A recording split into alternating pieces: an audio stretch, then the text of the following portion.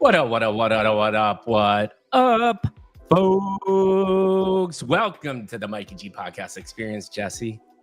I've been waiting for this moment for a long time. How you doing, brother? Doing well. Thank you for having me.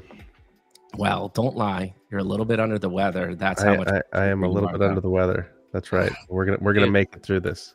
You're gonna make it through it, and this is gonna be a great way, hopefully, to end your day. Although I know you're just grinding 24/7. But this is a great way to wind down on a Friday. I'm super excited for it. Before we get into your kind of intro and the main question, little updates about myself. We have yet another podcast next week with this guy named Drew. Been insanely successful in the marketing, actually does AI data stuff. This guy, owned some AI, owned data that Facebook didn't even have back when Facebook was doing the data mining thing and was making tons of money, to the point where they tried to take him down, but legally he won the battle and has been building kind of this data company ever since, which has turned into a really cool place of, he's been building the metaverse, trying to build the metaverse in the right way, big gamer. But here's the difference about this guy, and honestly, it reminds me of you, Jesse. It is so hard in my mind, and I would like to hear you, because you've got a cool circle network of friends. I'm already going off the tangent, but in my experience with talking to the hundreds of founders I've talked to, it is just so rare to find somebody that is in these circles that people dream about being in, that have made money in the past that people dream about being in, but are just incredibly kind and will finish a conversation with, "Here's my cell phone. Please text me if you ever need me." Have you had the same experience, or do you disagree with that? I memy all the best people are all like that. The real deal. You can see the real deal pretty fast. My question is, most people that I know in those circles don't say that to me.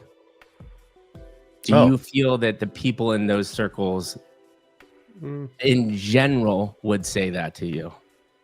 Yeah, I become pretty good friends with the people I work with. I used to do a lot of executive coaching. And so getting to work a lot with C-suite folks. What they're really looking for at the beginning is are you going to take advantage of this relationship? And so exactly. Once you kind of establish that that's not going to happen, I haven't had any problems.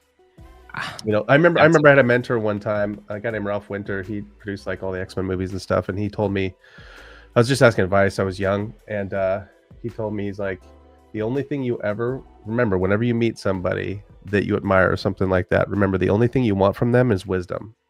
He's like, 100%. Don't ask for anything except for wisdom. And that always stuck with me. So when I've met powerful people, I just ask them, I'll be like, will you explain to me how you figure this out? And I'll be like, thank you. Yep. That's it. And I don't ask for them to read a script or to help me with anything. I literally just try to get as much information, get as much wisdom out of them as I can. And then over time we become friends, and I don't, I never call people. I also never give out cell phones and numbers of somebody that, things like that, because people be like, I heard this person. Can you connect them? I always connect with them first and say, hey, somebody asked me, would you like me to connect? I'm just really careful about that stuff because, a lot of those folks, they've just been taken advantage of so many times. You can see how they kind of got, they're kind of hard. Kids hard, And I empathize. I can see it. I'm like, man, if I was in that position, I think that'd be a really hard position to be in. Yeah.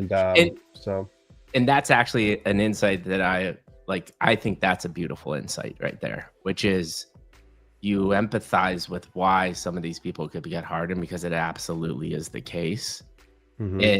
But what's amazing to me is that people that are in that position, it's still somehow, and I have met these people that are just so filled with grace and gratitude, and they've been taken advantage, but they still lead with that pure just kindness and empathy. That's a different breed. Is what I'm getting at. 1 in a million for sure. Yeah. We already went on a tangent, and it's a beautiful tangent, and that's a beautiful insight. Remember, people, I think I'm just going to repeat this. when you feel like you've met somebody that you really want to be in a circle with, ask for wisdom. It's just such a simple insight. And that's what we're about to do here the whole day. And to do that, though, we always like to do a little formal introduction. So I've known Jesse. I knew Jesse because of, do you know who Shizzler Ryan is, the guy that's building the wedding app? Yeah. So he's the one. So he's been part of my core community.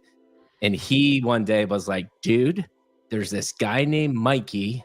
He looks like you. He needs to be on your podcast, and he's building beautiful things. And so that's how I found you guys. And obviously Mikey came on, and ever since I've really been a fan of what you all are doing. But most people know you as AI open source guy, but you did film comms marketing for over 2 decades, a lot of creative direction, owned your own branding and marketing firm, and you have this really unique core messaging workshop that I think we'll touch on. But we've got a little fact about Jesse that most people don't know, which is he loves to paint. He loves to paint so much to the point where he said, maybe has said, if he would retire tomorrow, this man would just paint. That is true. Now, where did that come from? I'm dyslexic and I have ADD, and I draw a lot.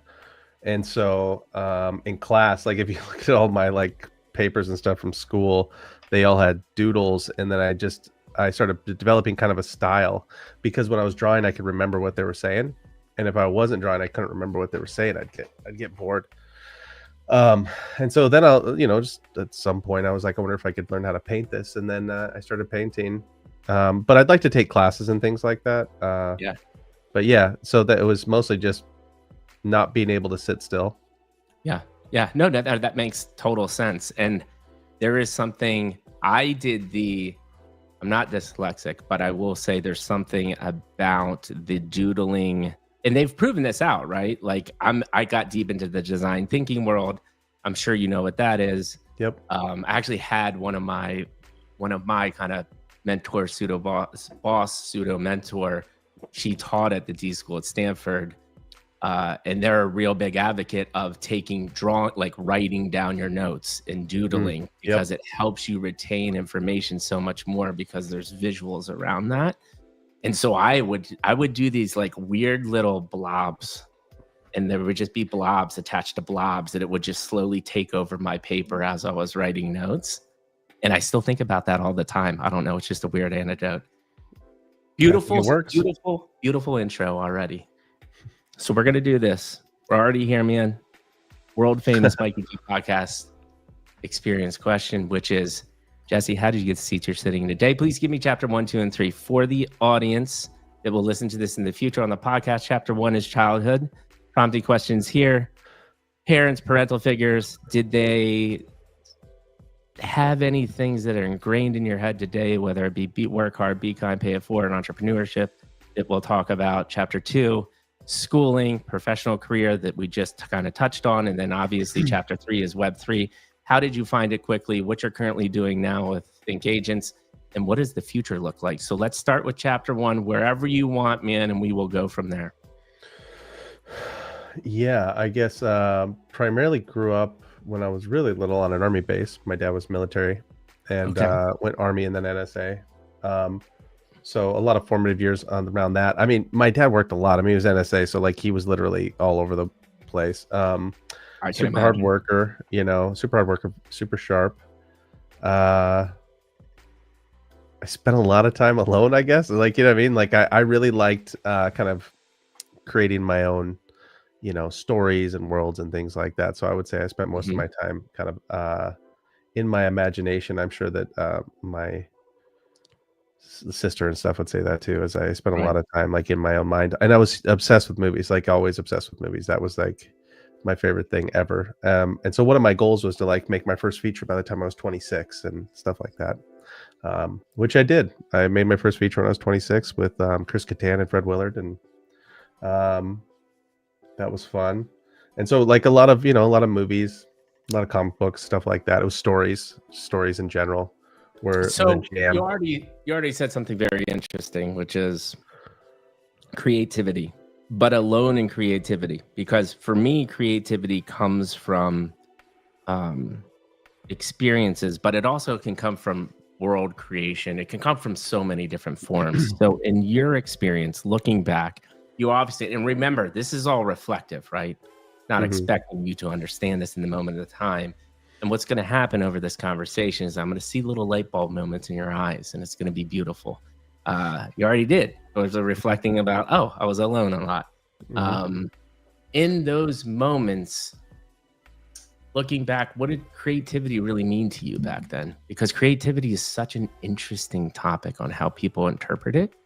And I would love your concept on creativity and how that started to manifest for you, because you were watching movies, you were thinking about stories at such a young age. I mean, Jobs would say creativity is connecting dots, right? Yeah, but what would Jesse say? Escaping is a better example. Like, I like movies because you could interact with the family without having to be there.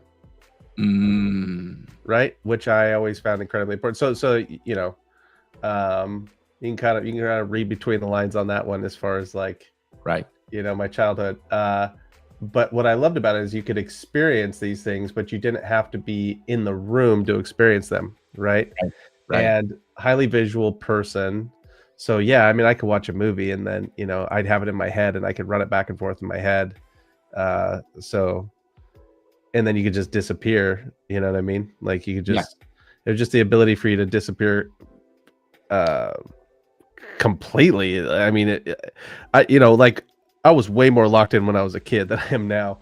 But I could just, you know, spend like 4 hours just like locked in on an idea and not even, you know, just like watching a movie over again in my head, things like that, and trying to figure out how it worked. That was a big thing with it too. Is like, how did this connect together? Puzzles, right? Like, how did they do that? You know, in that movie, how did they figure that out? Like, what does that work? How does stories work? How does it all click together? It's really just trying to piece together like a framework.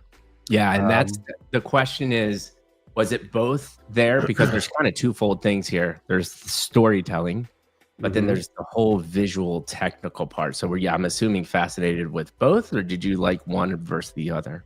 I didn't understand. So the funny thing is I teach story structure now. So right. Back in the day, like, I would go teach, like, Brian McDonald is my mentor. He wrote like Invisible Ink. He's probably the best story structurist on the planet.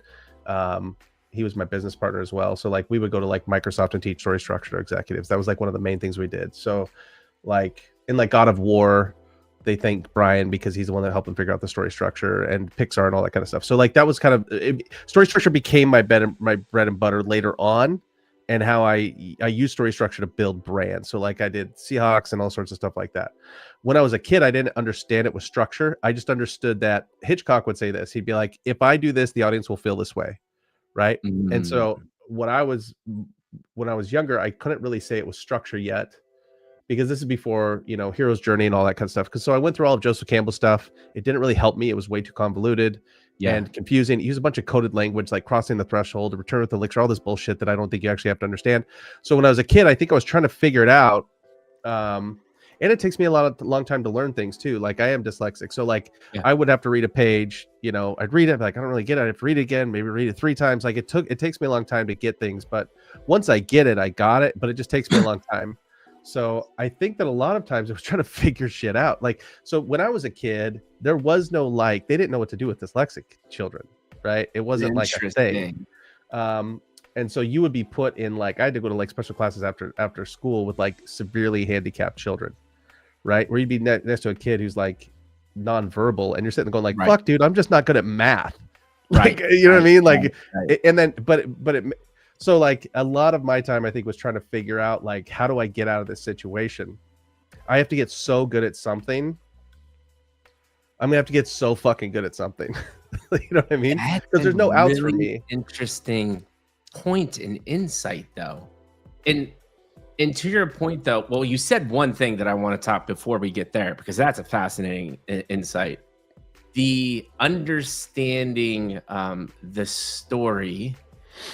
And everything is structured. You mentioned Joseph Campbell, and like, you know, this has always been my frustrated with the like Oscar-winning movie films of like whether they're method acting or Sometimes the stories can be a little convoluted, and it's like there's this deeper think to it, and then the people that intentionally just, if you go to a movie they're and kind you of don't tooting get their it, own horn of intelligence, right? that's And it's like, that's exactly right. That's what they do. So what why they do try you to do have is to make you do feel this? stupid.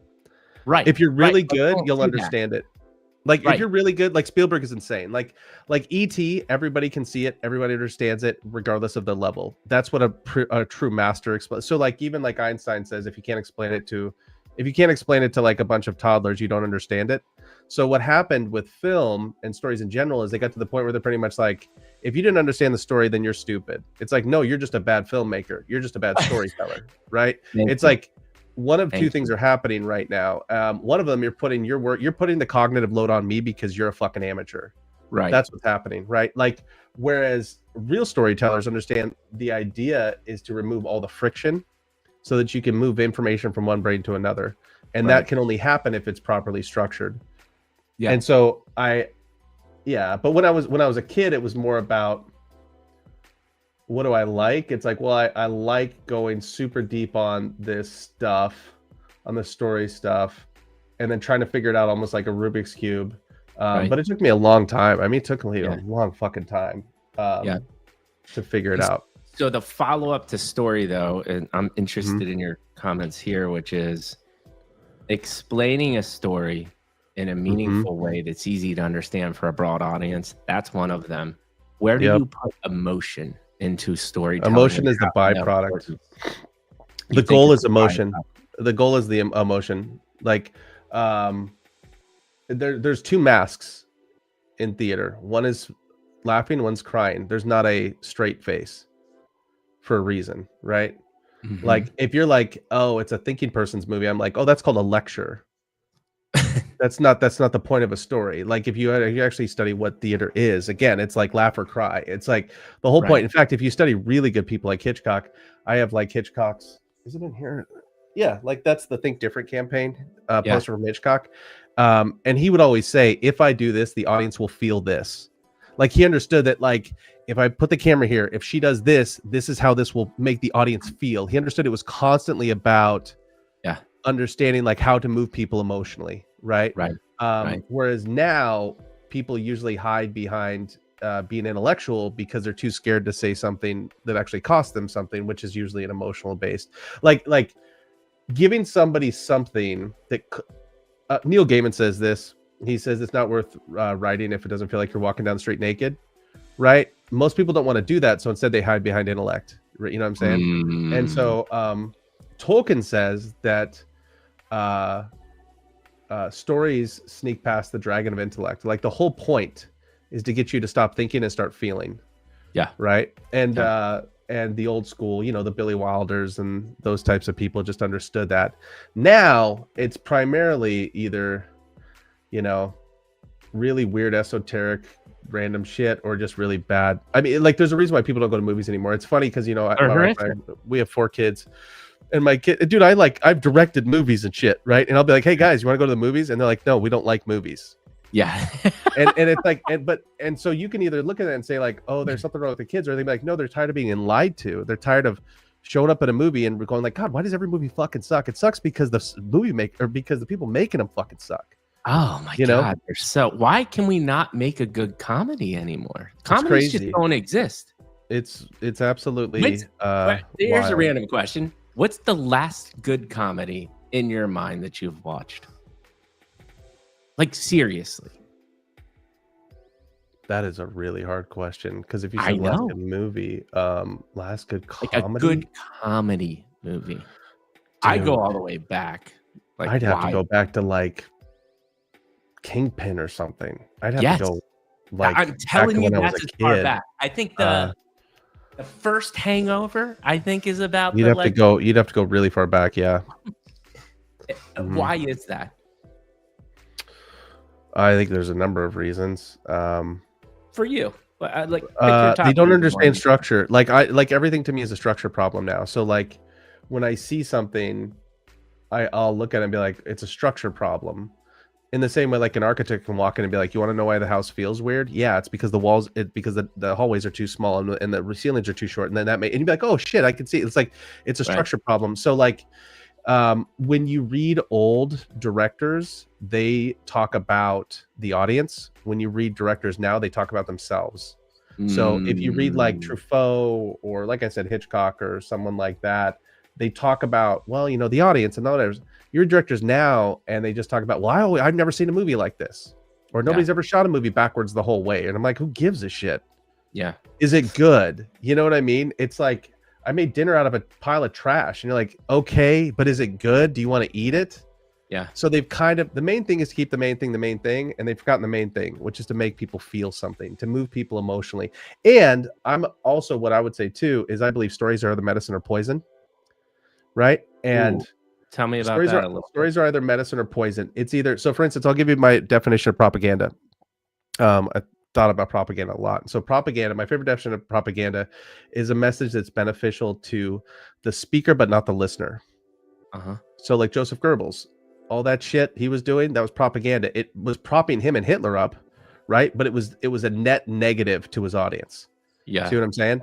And so I would say that is a story that is poison, right? A story that is medicine. Stories in their native form, the best way to learn how stories work in their native form is to sit there with somebody at a coffee shop and watch what happens.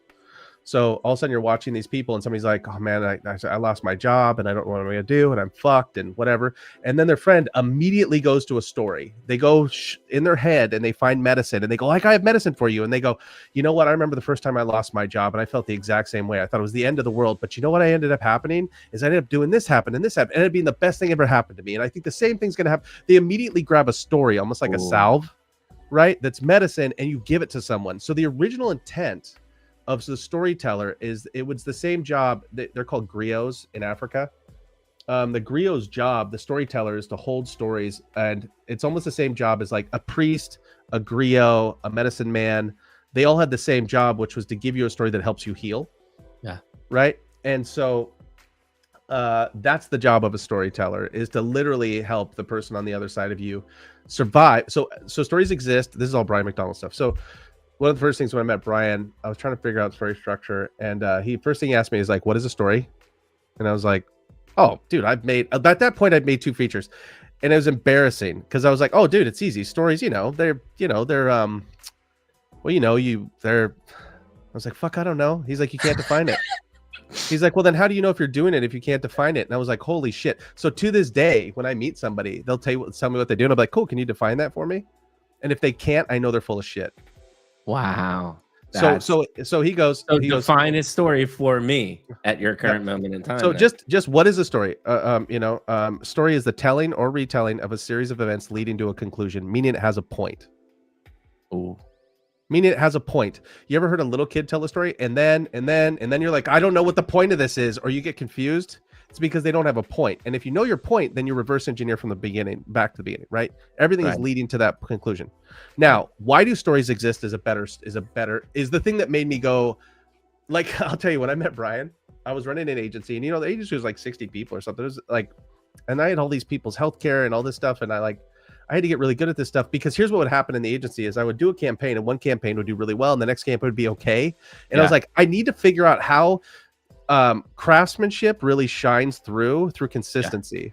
Right. Like if you can consistently do something, that's craftsmanship. If not, you're getting lucky, or you're the anxiety that comes from not being able to repeat success is ridiculously hard, right? It is ridiculous. You have to. And so when I met Brian and he asked me, what is a story? He defined a story, and they said, why do stories exist? And nobody ever said that to me. Why do they exist? He's like, if you know why something exists, you know how to use it. So I could use a chainsaw to open up a beer, but it's going to make a mess. You know why? Because chainsaws weren't made to open up beers. So he goes, okay, why do stories exist? It's changed my whole fucking life, literally. Yeah. And I couldn't answer. He makes you struggle with it. Yeah. I couldn't answer. And he goes, it's very simple. Stories exist to impart survival information. That's it. And he said, now survival information, he goes, survival is mental, physical, spiritual, communal. There's different types of survival information. But stories literally exist to help the person in front of you survive, to make it through this thing called life, as Prince would say, right? Mm-hmm. And so when you see that as your job is to literally, as a storyteller, is to give away as much medicine as you possibly can. Because you know what happens when you have an entire group of people that are constantly giving each other so here's what happens. If you're talking to somebody wise, imagine you and I both have baseball cards, and instead of baseball cards, it's survival information. And I tell you a story and you go, dude, I got one for you, Jesse. And you go, check this out. And then I take yours, and then you, right? And we're constantly swapping survival information. The likelihood of the species existing, if you get a whole bunch of people constantly giving each other survival information, way higher, right? Hence why Think Agents is going to proliferate. but you see what I'm saying? So like when you understand that, so if you think about somebody you trust, like I was really close to my grandma, she raised me for a long time when I was little. And I distinctly remember the first day I got glasses, we were broke, and my grandma bought me glasses at Kmart back when it was still a thing, and there were these big red fucking like Sally Jesse Raphael glasses. Kids were making fun of me at school. Of course. She picks me up from school, and I remember this. I can see this in my fucking head, and I was talking about the kids were making fun of me and whatever, and she started to tell me about when she was a little girl growing up. She had 2 dresses. She had one for Sunday and she had one for the rest of the week. And she explained that it's not what's on the outside that matters. It's what's on the inside that counts. By the time we got back to her house, I felt better. She had given me medicine, and it makes me go, oh, well, I'm just like my grandma and she's okay, which means I'm going to be okay. And it helped, and I didn't feel bad anymore. She literally gave me medicine through the story. So when I think about stories, so when I go to a movie, I'm like, what medicine do you have for the world? And if they're like, check out this explosion, I'm like, you're a fucking hack. Right? It didn't cost you anything to do that. Like, what did it cost you to do that? Nothing. You're just an asshole. Yeah. Whereas like when I watch like The Apartment, I'm like, holy shit, Billy Wilder just gave this gift away to everyone. When I watch E.T., like E.T., okay, I'll give you survival information. E.T., ever seen E.T.? One of the greatest fucking things ever made. Of course, man. Okay, well, you never know, right? So E.T., at the beginning of E.T., and so you can always figure out it's one line, and the story exists to prove it, okay? So Shawshank Redemption, it's get busy living or get busy dying. That's the survival information. And we have to watch one character decides not to do that, and he hangs himself. And another character decides that, you see what I mean? Like literally, those are called clone characters. We can talk about all that crazy shit later. But like in E.T., you go like, okay, what's the survival information? So there's a scene where Elliot is getting made fun of by his brothers, and they're sitting around the dining room table. Yeah. And he's saying like, I saw this thing, and they're like, oh, maybe it was a leprechaun, and they're like giving him shit, and he's getting mad. And his mom goes, well, maybe you imagined or whatever. And he goes, and he looks at his mom and he goes, if Dad was here, he'd believe me. And she goes, well, why don't you call your father? And he looks at his mom and he goes, I can't. He's in Mexico with Sally. Right. And you can tell it was like a dagger to her heart. Right. And mom gets up and she goes over to the sink, and the brother looks at me and goes, when are you going to grow up and start thinking about how other people feel for a change? And it's like, that's what this fucking movie is going to do. Yeah. So Elliot needs to grow up and figure out like how to think about somebody else's feelings. So how did they dramatize that? Well, when E.T. felt something, Elliot felt something. Yep. Right? At the beginning of the movie, Elliot goes, he's mine and I'm keeping him. At the end of the movie, he's like, I got to help E.T. get home. Yeah. It's a story about learning how to empathize, right? Yep. You see what I'm saying? And then when you watch that from a structure perspective, I can watch it and I'm like, bang, bang, bang, bang, bang, bang, bang. It's a masterpiece. Fucking great. Yeah. It'll live forever. Yeah. Wizard of Oz, whatever.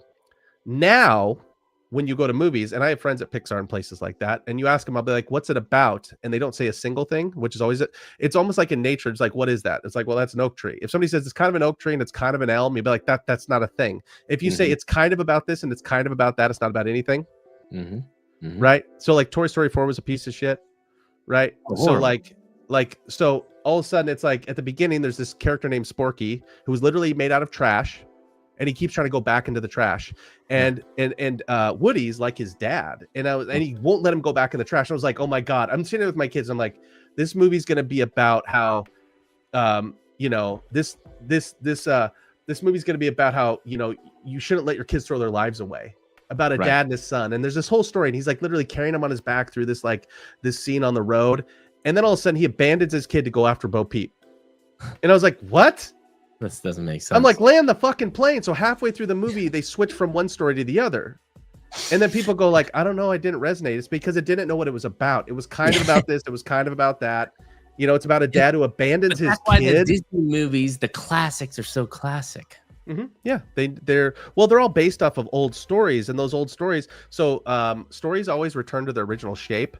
So for instance, like if you were telling Little Red Riding Hood and there was a section of it where you added a section where she went to the beach with her grandma for the weekend and they had a great time and then they came back to the woods. People would always cut that part out because it doesn't matter. Like it didn't push things forward, right? So stories return to their original shape. The reason why a lot of those, reason why those old ones were so great is they were literally built off of they knew what they were talking about. They existed for a purpose. So there was already a spine there that they could build on top of. Yeah. Whereas now, if you go talk to these studios and stuff, they don't believe in survival information. They don't believe in a thing we called an armature or a theme. They think it's more trying like to maximize their money output. That's right, exactly. Is really what's happening, which is a shame. And it takes the art and the message and the storytelling. Here's a question, and then we'll start progressing. Already phenomenal, fascinating, and I can see the synapses now really firing in the brain. You're getting super excited, and I love it. Question for you. When I think most people interpret story, they think of, like, to your point, E.T. or something fictional. But why I love what I do, and you said it in a different way, and maybe you even made me click and fire off a couple new light bulbs in the sense that I think the most impactful thing is actually a human story. And I didn't have this till I was like a year and a half in. And this was my aha moment. And it just kind of came because I didn't have somebody like you that was a mentor that was trying to teach me about this stuff. It kind of just naturally happened, which was This American Life when I was little. And as you and me know, as being in film and being in creative, This American Life comes off as a raw human story, but there's a shit ton of production and music scoring and things that go into documentary style podcast radio show like that evokes emotion. But at the end of the day, the intention was it to feel raw and it to feel real. And to me, that was fascinating.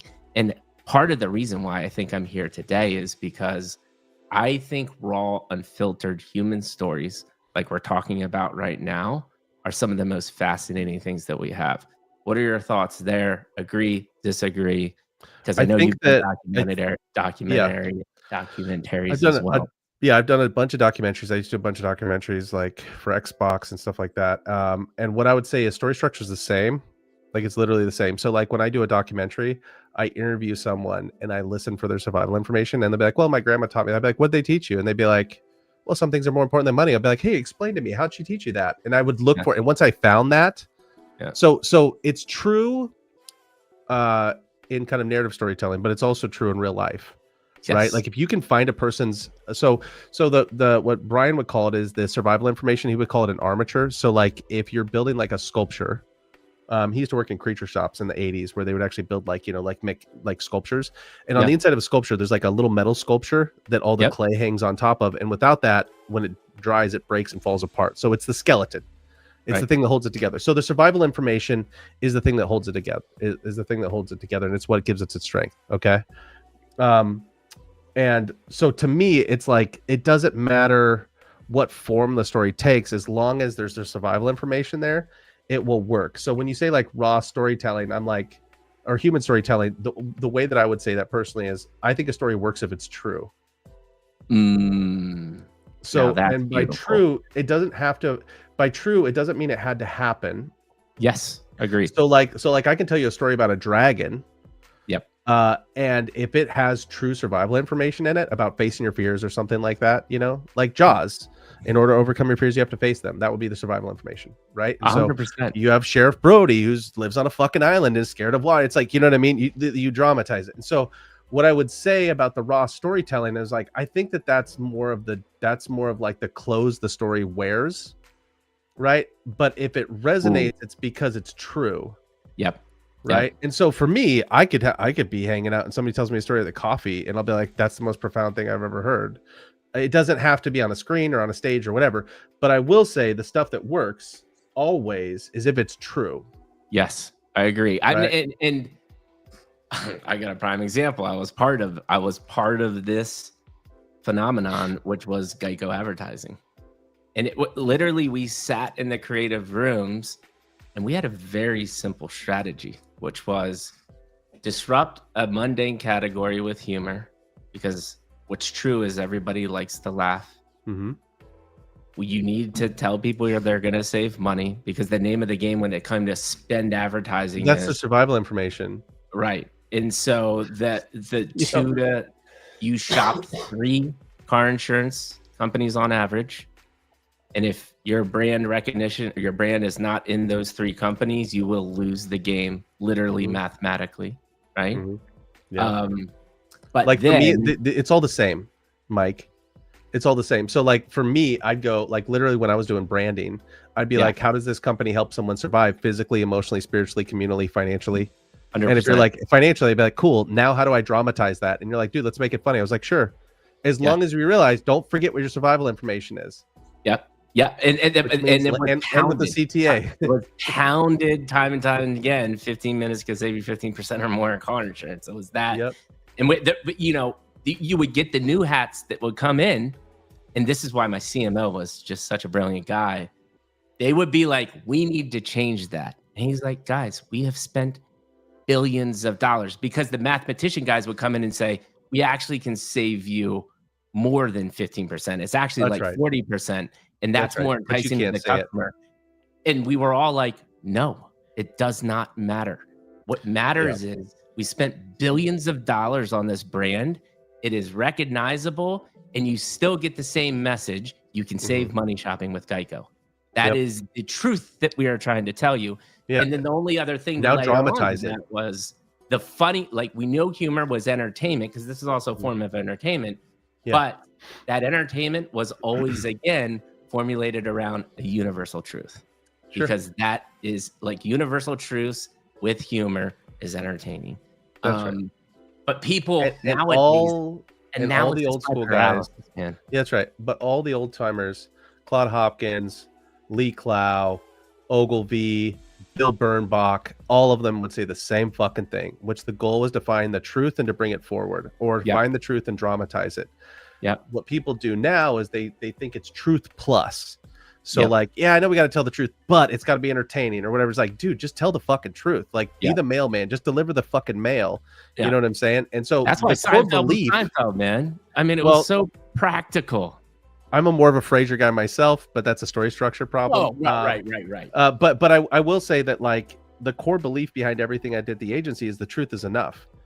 And how I would literally, the first thing I would meet somebody and pretend to a customer, and I would say, just so you know, the most important thing you know about me is I believe the truth is enough, which means I believe you can tell the truth and make money. And so my whole job is to find the truth that's already there and bring it forward. If that's interesting to you, I can do good work for you. If that's not interesting to you, I'm not the guy. And I just would shout that from the rooftops. And so my closing rate was insane because I was so clear about this is who I am. Yeah. If you're interested in doing that, and I ended up attracting my clients, all became like lifelong friends of mine because I would literally find what was true. Yeah. And dude, so like one of my clients is called Dunn Lumber, and you can look them up. They're in Seattle. They're just awesome. A local family lumber company. And I was talking to Mike, who's in all the ads now. He wasn't before I did this. And I was like, he was like, well, we're going to hold on as long as we can until pretty much, we lose, until Home Depot beats us. And I was like, dude, you have something, there's something magical here. We just have to find it. It's already there. And so I went and I toured the lumber company, and I was, his dad was there before his dad died. He was an elderly man, and he was taking out the trash. And I saw him, and I was like, dude, if one of the founders is taking out the trash, I'm like, I can blow this brand up. Like, that's special, And then I asked him, and I was like, do you have any stories about the old days? And he was like, I mean, nobody's going to care. We're just a lumber company. I was like, well, tell me about it. And he's like, well, there's the safe story. And I was like, what's the safe story? And he takes me downstairs, and they got a big safe, like in like Looney Tunes, or like in banks, And he was like, during the Great Depression, people didn't trust banks, but they trusted my dad and my uncle. And so people in the community would bring their money in, and they would put their money in the bank, like in our vault at the lumber company. Beautiful. And I was like, no way, Ed. And he's like, yeah. He's like, I'll show you. And they still had little slips. Mrs. Johnson had $2, took out 25 cents. And he goes, yeah. And then in the 40s, the lumber mill burned down, and we rebuilt the entire yard around the safe as a reminder that trust is hard to gain and easy to lose because everybody's money was safe inside the vault. Wow. And he's like, that's when we found out that our actual product is not lumber, it's trust. I was like, I was like, so I was literally I was like, Ed, have you ever told anybody that story? He's like, no. I was like, can I tell that story? He goes, sure. I made a documentary. It won campaign of the year that year. That's amazing, dude. For the West Coast, right? And so, but what I'm saying is, it was true. It was already there. Yep. And all I'm trying to do is find what's true and bring it forward. Ogilvy, when he turned around Rolls-Royce, he found he was going through all the schematics, and there's an engineering note in one of the manuals that said, this was Rolls-Royce, and they were failing. And in the note said, it was from an engineer, and he said, at 60 miles an hour, the loudest noise in the car is the clock. And they were saying that like the clock's too loud, right? And he circled that, and he was like, nope, that's the hook. Yeah. And so you can look it up, and you can see the ad. It said 60 miles an hour, the loudest noise in the car is the clock, because it was the perfect way to express how well made the car was, right? Yeah. And so Ogilvy was always about like, find what's already there, bring it forward. Find what's already there, bring it forward. The new guys don't know this stuff. They think your job is to manipulate. The problem is there's only ever going to be two ways to draw someone to action: inspiration or manipulation. And inspiration can only happen if it's based off of truth. Yep. And manipulation is always short-lived, always. Yep. So if you want to do anything long-term, you have to tell the truth. The problem is most people want to tell the truth. They just don't know what to tell the truth about because they don't know themselves. Mm-hmm. And so the real journey here is figuring out, who are you? What is your unique kind of gift that you have to give the world? Now just dramatize that. Just bring that to life. So beautiful, man. So beautiful. I mean, wow, people need to be hearing this hard. And I was going to add that, clarify that again. You said it, but I just want to make sure you didn't have any additional thoughts, which was when you're telling the safe story. And maybe this is a different way to say it. How do you provoke people, or what are your strategies to start your clients or your friends or family or whatever situation you're in? Because I think this is very powerful to start telling the truth. What are some of your strategies to get there? Yeah. Okay. So, I mean, I built a process that, I started working on it 20 years ago or something. And my whole goal was to build a repeatable process to help people articulate their core beliefs, values, and action. Like, it goes beliefs, values, actions. So it goes like, your core beliefs lead to your core values. And if you're a consistent human or organization, then you can expect these actions on the other side. Like have you ever heard anybody say like say they believe something, but they didn't act that way? Right. Well, how do you feel about them? Right. Well, probably not great. And you can't have trust without consistency, right? Yep. And so I built a process where I literally help someone figure out how to articulate their core belief and purpose. And then I use those two things together to build the brand. And it's, like I said, I've used it from everybody that's where We Are 12 came from for the Seahawks. I've done, big healthcare companies, and even, a bunch of stuff. Right. But what I noticed here was what the key insight is like. So Simon Sinek, who I really respect, Simon, we just disagree on a couple of things. The thing that we disagree on is he has a framework called Why, How, What. Yep. Brilliant guy. Love Simon. My problem is he uses examples that the people never said. That's where we disagree. So like he said, Steve Jobs' why was the challenge of status quo. Now I'm a Steve Jobs fanatic. Steve was dyslexic. Everything he said made sense to me. I'm like, and I was sitting there going like, hold on, but he never said that. Yeah. And Simon would say, well, that's kind of the gist that I got. And I was like, no, you don't get to do that. Don't put words in his mouth. So my process is similar, except a perfect campaign for me is the entire campaign is everything in the campaign was said by somebody in the organization. Yeah. I don't make up anything. So my job is to observe what's already there. Right. So I built this process, and I still do it. Like, like people still call me, I worked with a lot of authors and things like that. This is like the kind of stuff I did for Kevin. Like it's like when people are really trying to figure something out, they'll be like, call Jesse. If somebody goes, I know what I have is magic, but maybe I'm too close to the magic to remember that it was magic, or I can't quite articulate it. That's usually who calls me. And I'll come in and I'll help them figure out how to articulate that. And then once we have that, it's off, you're off to the races. So I know there's a process there. I think the one thing I want to get to, because this is actually poignant on, and we'll start transitioning here, but this has already been a fascinating, fantastic conversation, which is in this process, if you could Mhm. boil down and distill one thing that you think is the one of the most important pillars of going through this and finding their truth and whatnot, is it just the being in their environment and No, I know what it soaking is. up? Okay, give it to me. Human dignity. Mm, You have to assume the person. So literally, when I'm sitting in my car, back when I used to do this for a living, I'd sit in my car in front of their business, and I would go, "They have the answers. They're too close. They're too close to it to be able to see it." So I have to mm, assume that they already have the answer. They've just forgotten it. So it's either that. Here's how it works. There's one of two things are about to happen. Either your job is to come in here and help them see their own magic and help them express that, or your job is to do like what Mad Men style shit, which is to come in and go like, hey, hey, Mikey, let me take your company and I'm going to go over here with all the creative people and we're going to bring you back a solution because what the fuck do you know about lumber? Who knows more about lumber, Dunn Lumber or me?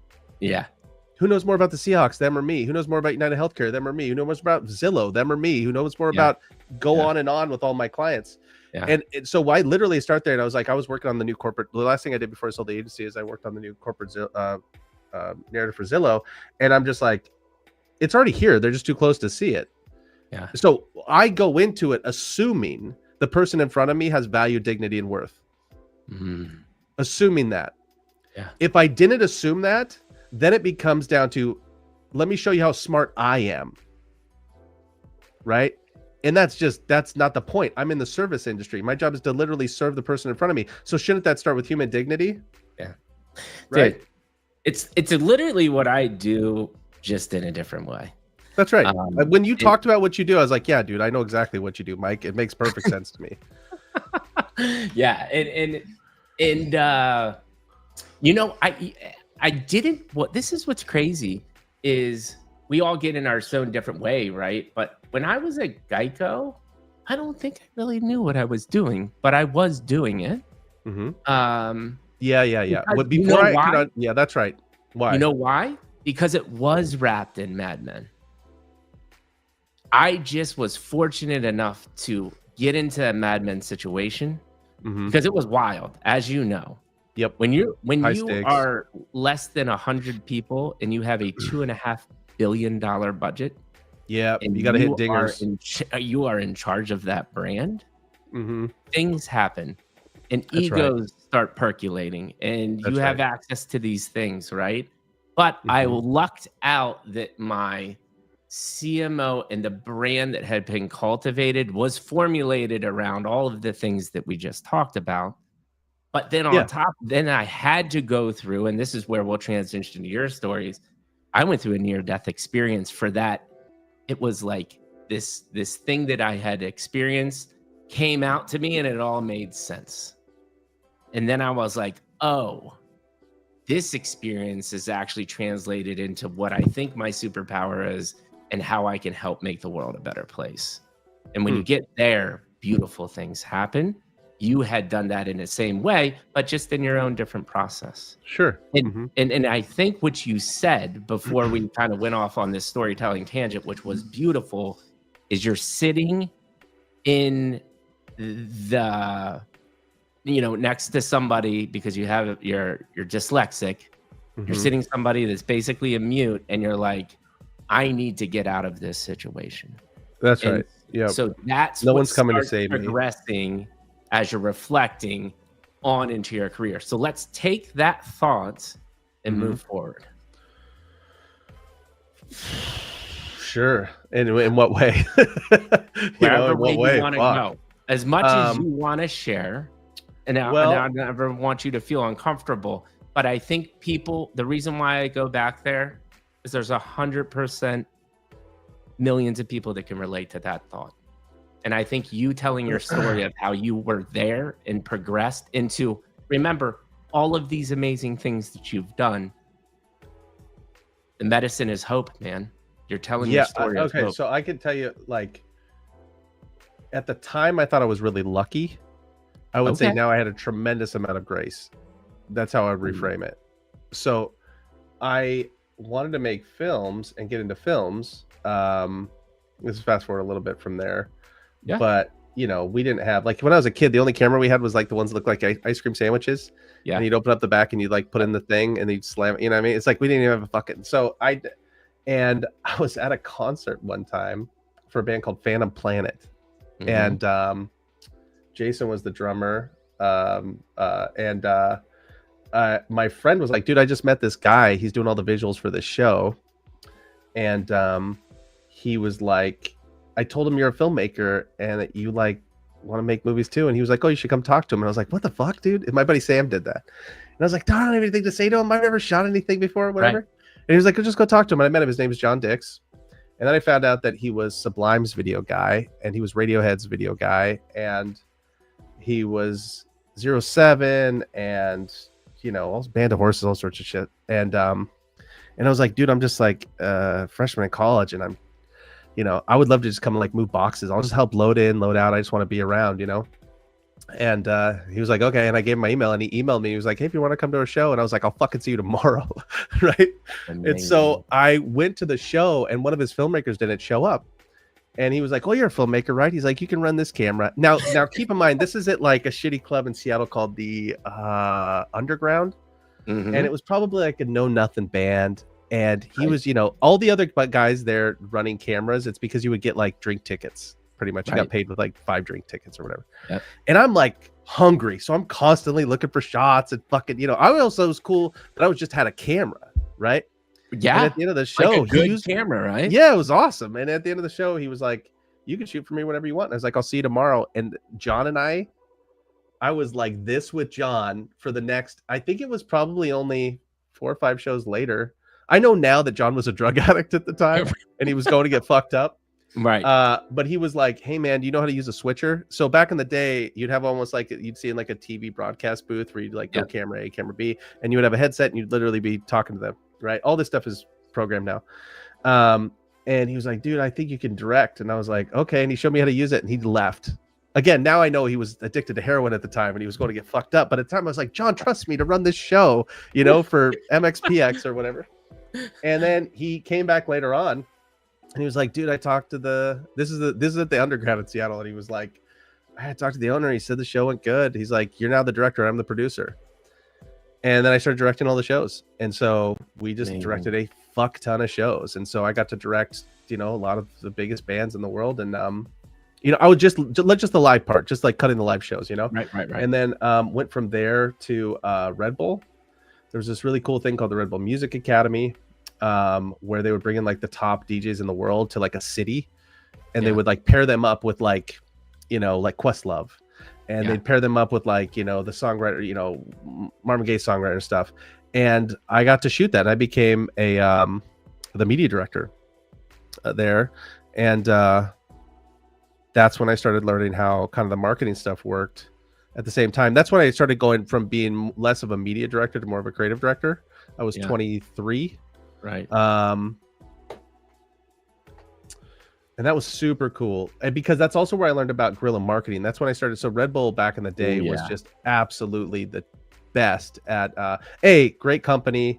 Loved working with there. My fucking team, it was Ben Kasolke, who's like Lynn Shelton's DP, and a guy named Lance Mercer, who's Pearl Jam's photographer. And so I got to also work with older guys. Like Lance is insane. You know, if you've seen the cover of any Pearl Jam's covers, that's all Lance. I got to become some friends with guys like that, and they're leveling me up too, and they're helping me get connected in with the filmmaking community. And it was a huge breakthrough, and that literally happened because at the time I would have been like, I got lucky. I was like, nah, man, I think I had a lot of grace. Like there was something. Talk to me more about that, because I was just about to ask, because you actually started this story by saying it wasn't even your idea to show up here. Your buddy said this guy is a video grace guy, right? is unmerited favor. Okay. So again, I like to start with definitions, right? So grace is unmerited favor. Looking back now, at the time, I was like, I'm fucked. Right. I'm a CD student. I'm not ever going to make it into film. I'm not going to get to do it. I'm fucked. The amount of things. So now I just count on grace, the unmerited favor. So it wasn't even anything I did. It was just the kindness of John mixed with something. I don't know. Right. So now I count on that. Yeah. I'm like, something awesome's going to happen. I don't know what. Something's awesome going to happen. And it's something I always say to my kids too. I was like, was like, you have to expect good things to happen. If you don't, you're gonna be so fucking sad. Because if you just look at the data, none of us are gonna, have a chance at anything. Especially because my whole family, they're either army, mechanics, or pastors.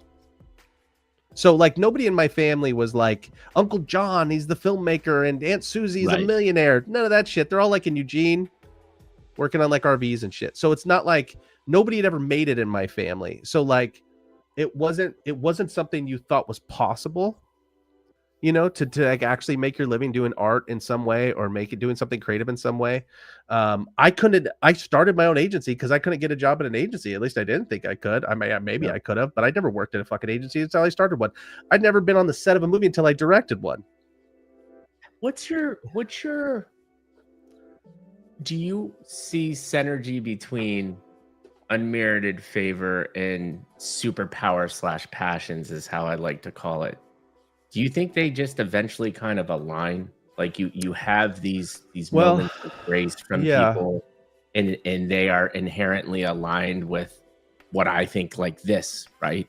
Being part of my reason is to be here, what we're doing, correct? Mm-hmm. Yeah. I mean, my mentor, that's another unlock. Dyslexic people have a lot of mentors because it's one of the easiest ways for them to learn.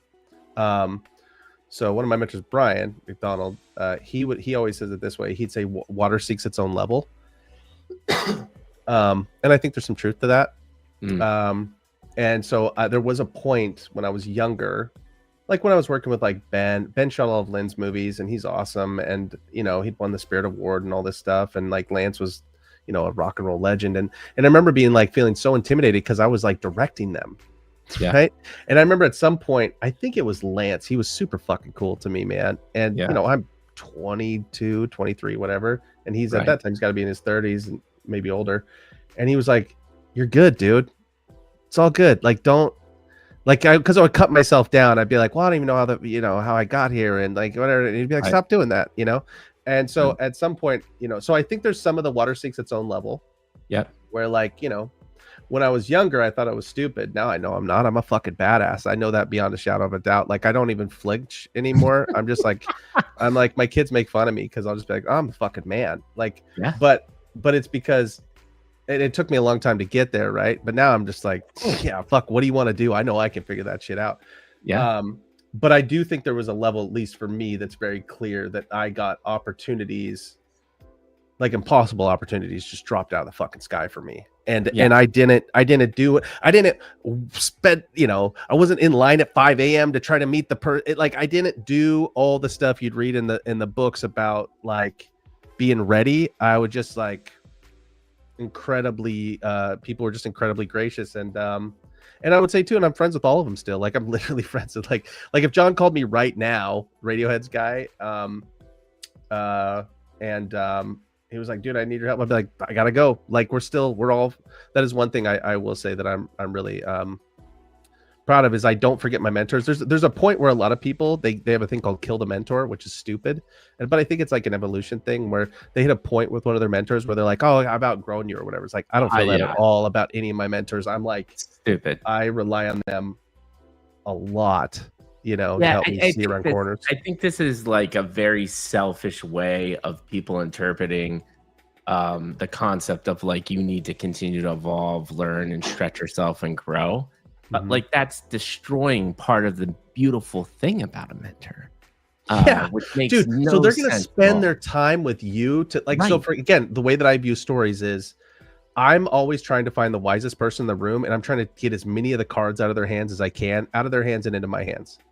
So like, I'll sit there, like one of my mentors is Kathy Allen, and she's just insane. And I'll just sit there and she'll be like, I'll be like, I'm going to fly down to New Mexico. And she's like, what do you want to do? I was like, I just want to have like dinner. I just want to spend time with you, because she literally does this all the time. Yeah. She'd be like, oh, when I was running Citibank, and I'll be like, oh, thank you. And I'm just taking all the cards because all I want is wisdom. That's it. I don't want them to help me raise money. I don't want anything.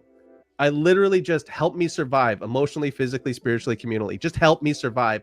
And the cool thing is, when you ask people to help you survive, they almost always go, sure. Yeah. Well, tell me what's going on. Well, I'm worried that this isn't going to happen, or this is going to break, or this is, I'm going to lose this or whatever. And they'll be like, I had a similar situation. Here's how I survived it. And I just keep them coming. Like 100%. Keep them coming. You know what I'm saying? So here's the question, because there's going to be thousands of people that watch this podcast, and there is somebody, and I was thinking about this for this person that's going to listen to this. Well, Jesse, that's all grand and that's cool that you got these grace moments. I haven't had any, and I am the guy waking up at 5 a.m. and this isn't fair. What are your thoughts on that person? I think you've already decided. Like, just by saying this isn't fair assumes the universe works in a way that I just don't think it does. Right? Like victims. Here's what I would say. You're not a fucking victim. That's the first thing I would tell somebody, right? Like, whenever it starts with like, dude, I'm old. I have 4 fucking kids. And like when I hear especially younger people talk, and I ran an agency with a lot of young creatives, and holy shit. Been there, done that too. The amount of like, woe me, woe is me and blah, blah. And like, I had to get up this morning. And like, you're saying I had to like be here at 7 because I'm just like, man, shut the fuck up. Like, toughen up. You know what I mean? Like, toughen up a little bit. I don't know. I grew up in an army base, so it was like, it was a pretty intense environment. And so for the people that are like that, it's like, really, I'm really sorry that happened. I don't know what to tell you. Like, I'd also be curious if maybe because of your attitude, you've missed opportunities. Right. And my interpretation and you react to this is my answer to this question would be gratitude. It's that simple, right? Because it's kind of what you're saying too. I like gratitude. That makes sense. Don't play the victim, but also if you're just grateful and have gratitude about the things that are happening in your current life, the things that we're talking about, I just don't see a way that doesn't happen eventually. Oh, here's the other thing I would say too. I would say to that person, there's a weird thing now with young people, Mike, where they'll be like, especially in design and film and stuff, where they'll be like, well, I don't do free work for free. And I'm like, you're crazy. Yeah, there's this really weird thing. When I was a kid, like I said, like for Dr. John, I didn't get paid for a long time. Right. And they're like, oh, he's taking advantage. He's like, dude, I was learning. What did I have to contribute? Nothing. Mostly I just wanted to sit there and watch John do it. And then him be like, dude, don't do this, or this is how you got to log tapes and like all that shit. So it's now I'll go meet with young designers and I'll be like, dude, you should just do some spec work and see if you can get your foot in the door. And they'll be like, I don't do spec work. And I'll be like, you're crazy. Yeah. And they're like, well, I know my worth. And I'm like, what exactly is that? Yeah. Yeah. You don't even have a book of what the fuck are you talking about? Dude, this reminds me of like, so when I had my fall from grace and my mental health crisis and almost died, and I get like, so I was senior level management at, downtown San Francisco, Silicon Valley startup world, which was just insanely intense. Yeah. And I was dealing with these young people that were like, hey, I'm doing the job of 2 levels up. Yeah. And I'm like, great. You're a high performer. Way to go. I could be getting paid $60,000 more. And I'm like, hey, I want to let you know, when I was your age at 23, I did the job 3 levels up for 5 years. That's right. And got nothing. And I was stoked to be there. Nothing. Yeah. And by the way, when I made $23,000 a year out of college, after spending $85,000 on college, which I get you, $85,000 is a year of college now, not 4 years. But the ratio is still there, right? Yeah. I was happy to have a job. And that's just a fundamental. Is it the internet? Is it the grace, the gratitude falling away? Any thoughts? I think the gratitude thing, I think you nailed it with that. That's a way better answer. Is like, be grateful for what you have and try to. I'd also say this too. The millennials, I have way less. Like I've worked a lot with millennials, and there's an attitude with some that's very hard to work with. The generation below them and the generation that's coming up right now, I think they're in a completely different situation than the millennials. I 100% agree. And so like for my kids' generation, I'm like, dude, there's so little opportunity. like traditionally, like just like when I was a kid, it's like you go get a job at a auto shop washing cars, or you would like all that shit is gone, you know. I think it's gonna be way harder. Every day in the news now how screwed these people are. That's 100%, dude. Even Starbucks, like, you know, I'm in Seattle, so they just laid off a ton of people. I think 900 people today, something like that, you know. And it's like it's so I think that the situation's changed, and so I actually have a lot more patience for younger folks now who are like, no, I put in 100 resumes. I do all the stuff. This is real. I'm not. This is real. Not because I don't want to do it. With AI changing, and you know, and so one of the coolest things, like, dude, my favorite thing I saw today is my nephew who interns with us. You know, he was working at an Amazon. By the way, I've been talking to him. No clue that was your Jordan. Nephew. Yeah, that's my girl. That's my nephew. So he was working at an Amazon fulfillment center, and I was talking to him. And I'm like, dude, you need to come intern here just to learn about AI, because I'm just telling you, they're going to automate the entire, you know, robots are taking your job, all that stuff. And it was cool that he actually did it. And he was like, dude, when I was on my way out, he was like, my last week at work there, I could see them. They were bringing in all these new machines to automate everything that I had been doing. Yeah. And it's cool. Now he's like literally building a startup with like Alan and Nick. And because I'm literally telling these guys, I'm like, no one's coming to save you. You need to build your own economy. Right. And even if this startup doesn't work, but you're going to learn so much, and you're going to be so much smarter and so much wiser on the other side of this. Like, you've got to get in there and you've got to beat the bushes. There's no, the whole, like, I remember my dad told me this after he got out of the military. He ran auto shops, and he worked for Rolls-Royce. And he won North American Employee of the Year for Rolls-Royce. And 6 months later, he got fired because his numbers were bad. And I remember asking him, what'd you learn? Because, by the way, best question ever. Always ask people, something bad happens, always say, what did you learn? It's again, grabbing those cards. And I was like, well, what'd you learn? And he was like, there's no such thing as safe, Jesse. He's like, you know, I always tried to do the smart thing. I went to college. I did the thing. He's like, I see what you're doing with these startups. He was like, and at first when I saw it, he was like, I was like, man, that's pretty risky, Jess. You know, you're going out here doing all this. He's like, I now look at it. I was like, I think you're doing the safest thing you can. Yep. You know, and that really stuck with me. You know, back in like 2008. I'm going to layer on that right now.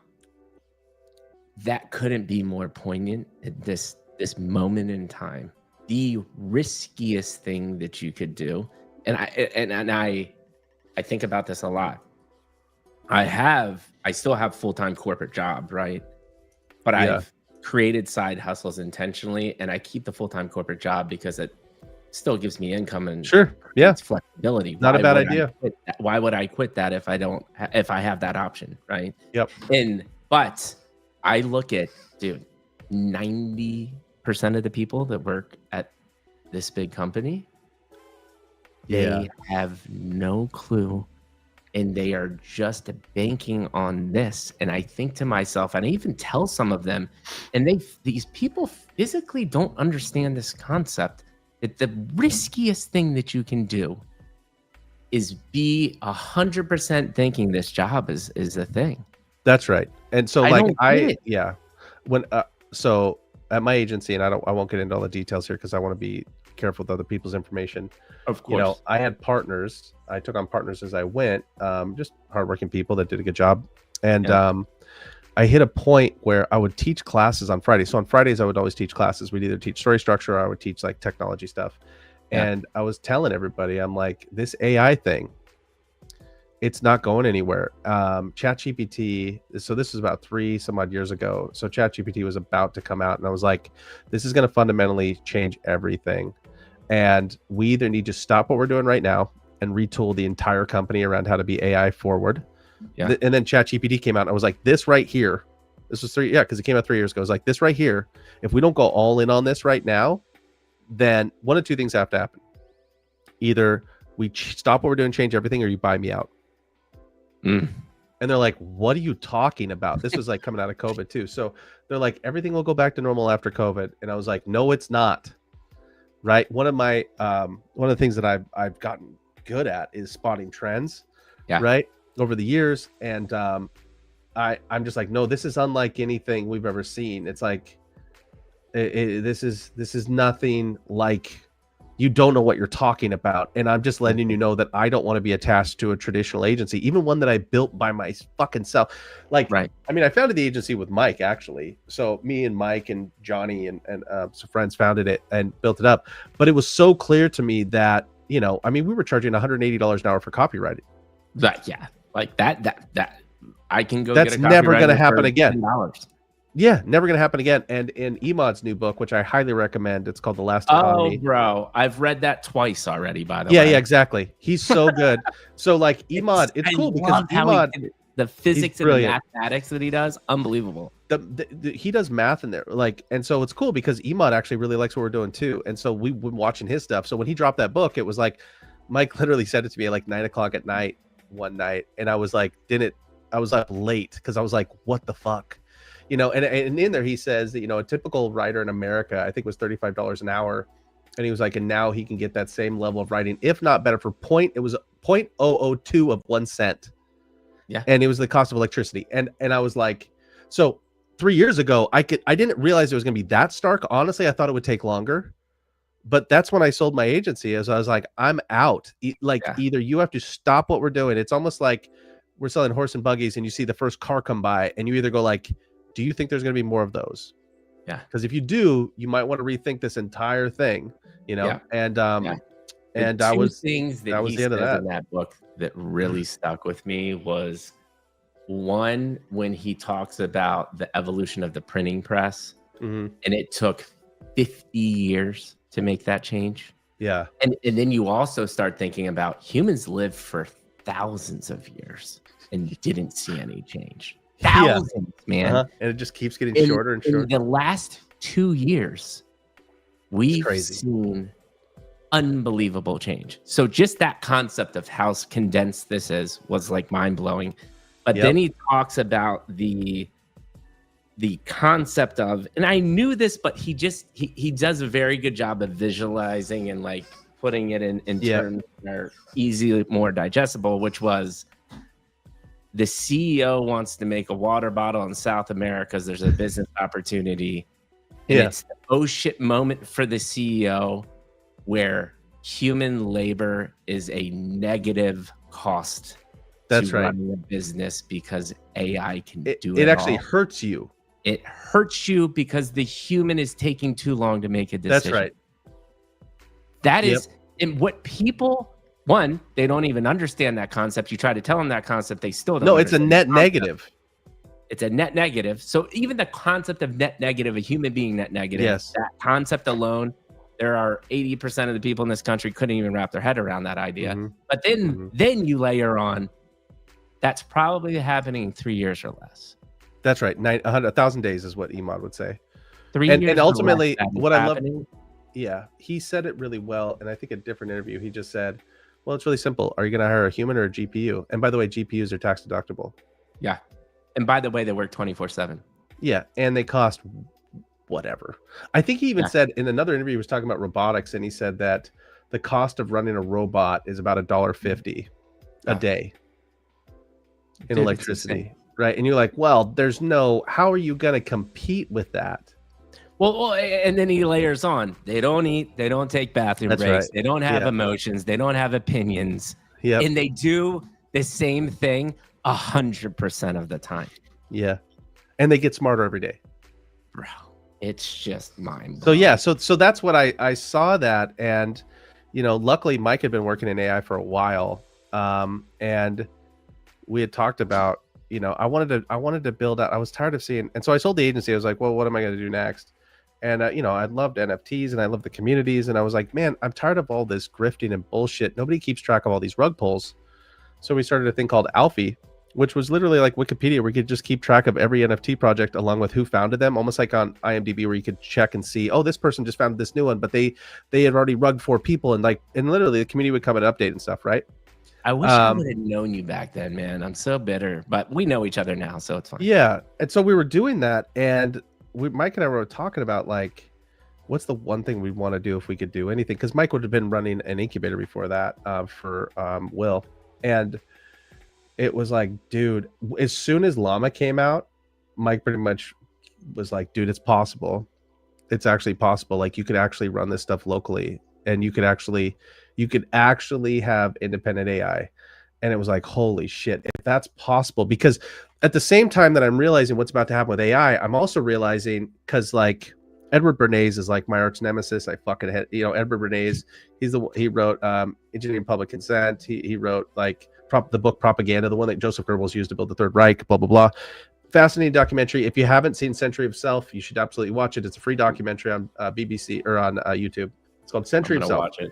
Yeah, it'll blow your mind. Like, in fact, his uncle, after World War I, he used to tour with like opera singers, and his job was to make them famous. They were the biggest stars in the world. And he watched the president doing like a victory lap in Europe after World War I, and he was like, I wonder if I could take all the stuff I've been using to make these opera singers famous, and I wonder if I could use it to for companies to build brands. And so he came back to New York. This will make sense in a second. He came back to New York, and he couldn't use the term propaganda anymore because it's actually a Catholic term to propagate. So he invented a new term called public relations. And he set up the first public relations firm, right? And his uncle was a guy named Sigmund Freud, and he would get his uncle's papers about this thing called the subconscious. And his uncle wasn't even famous. And in fact, he got so tired of paying his uncle's bills that he actually made his uncle famous, so he didn't have to keep floating him. So that's how we got Freud. But right. This guy invented product placement and all sorts of shit. Edward Bernays, right? And anyways, I don't remember why I started talking about him. He's a real piece of shit. He's your arch nemesis. He's my arch nemesis. He's the guy, like when I talk about the truth is enough, it's because you're either doing that or you're doing manipulation at scale. Edward Bernays used to say that people are cattle. I can turn them in any direction I want. He's the reason why women got women smoking. Yep. So he actually figured out that you could make the cigarette act as a phallic symbol for women. And so he hired a bunch of suffragette marchers in New York to hike up their skirts at a certain part of the parade, to pull cigarettes out and to light them. And he called them torches of freedom or torches of liberty, I think. Yeah. And he tied it to the suffrage movement, and then boom, we got women to start smoking. Like, he's like, if I say like, what's a typical American breakfast, Mike, what would you say? Bacon, eggs. And, why? Because he decided that. No, because he decided that. So he got paid by people in the mornings were laborers, so they would just eat like gruel, like oatmeal and shit. You wouldn't have a big breakfast. So he hired a bunch of doctors to say that while you're sleeping, you burn calories, a ton of calories, which isn't true. And then in the morning, you need a hearty breakfast, and he introduced a thing called bacon and eggs. So just like it's like you should know who this guy is, because it will help you understand like how it's the best. Understanding who he is the best way to understand like how we got here. I have not gone as deep as you have, and I'm excited to do this. Yeah, and so anybody can learn about him. It's called The Century of Self. It's a really good documentary. It's free. It's on YouTube. Highly recommend it. It'll blow your mind. And I forgot why I started talking about Bernays. There was something we were talking about before that. So we were going around the Century of Self. You were talking about Mikey. You had Alfie. Oh, and you were talking about transitioning from Alfie, and you had just... Oh, right. Okay, thank you, Mike. Open All right, source. So here's the problem. And so I like obsess about the mass manipulation stuff, Bernays stuff. And so I'm watching AI happening. I'm also thinking about what's going to happen when these tools are controlled by governments. Yep. And if you think surveillance is bad now with like your Instagram... Right. Because it's an ideology machine. Mm-hmm. So I can literally program it and say, hey, over the course of the next 6 months, shift Jesse's ideology politically from here to here. Shift Jesse's ideology on whatever, vaccines from here to here. Shift Jesse's ideology on whatever, from here to here. And it will be the most god-awful machine ever created for moving people in the direction you want them to move. Well, that's why we are here right now. It's already happened. I listen, Mark Zuckerberg's the devil to me. I said that loud. But I'm just saying, so I'm watching this happen, and I'm like, but people don't understand. It'd almost be like, I don't know, like you're used to war where there's like a cannon, and now there's a nuclear bomb, and people, and you don't understand what's about to happen. God in a box is about to happen.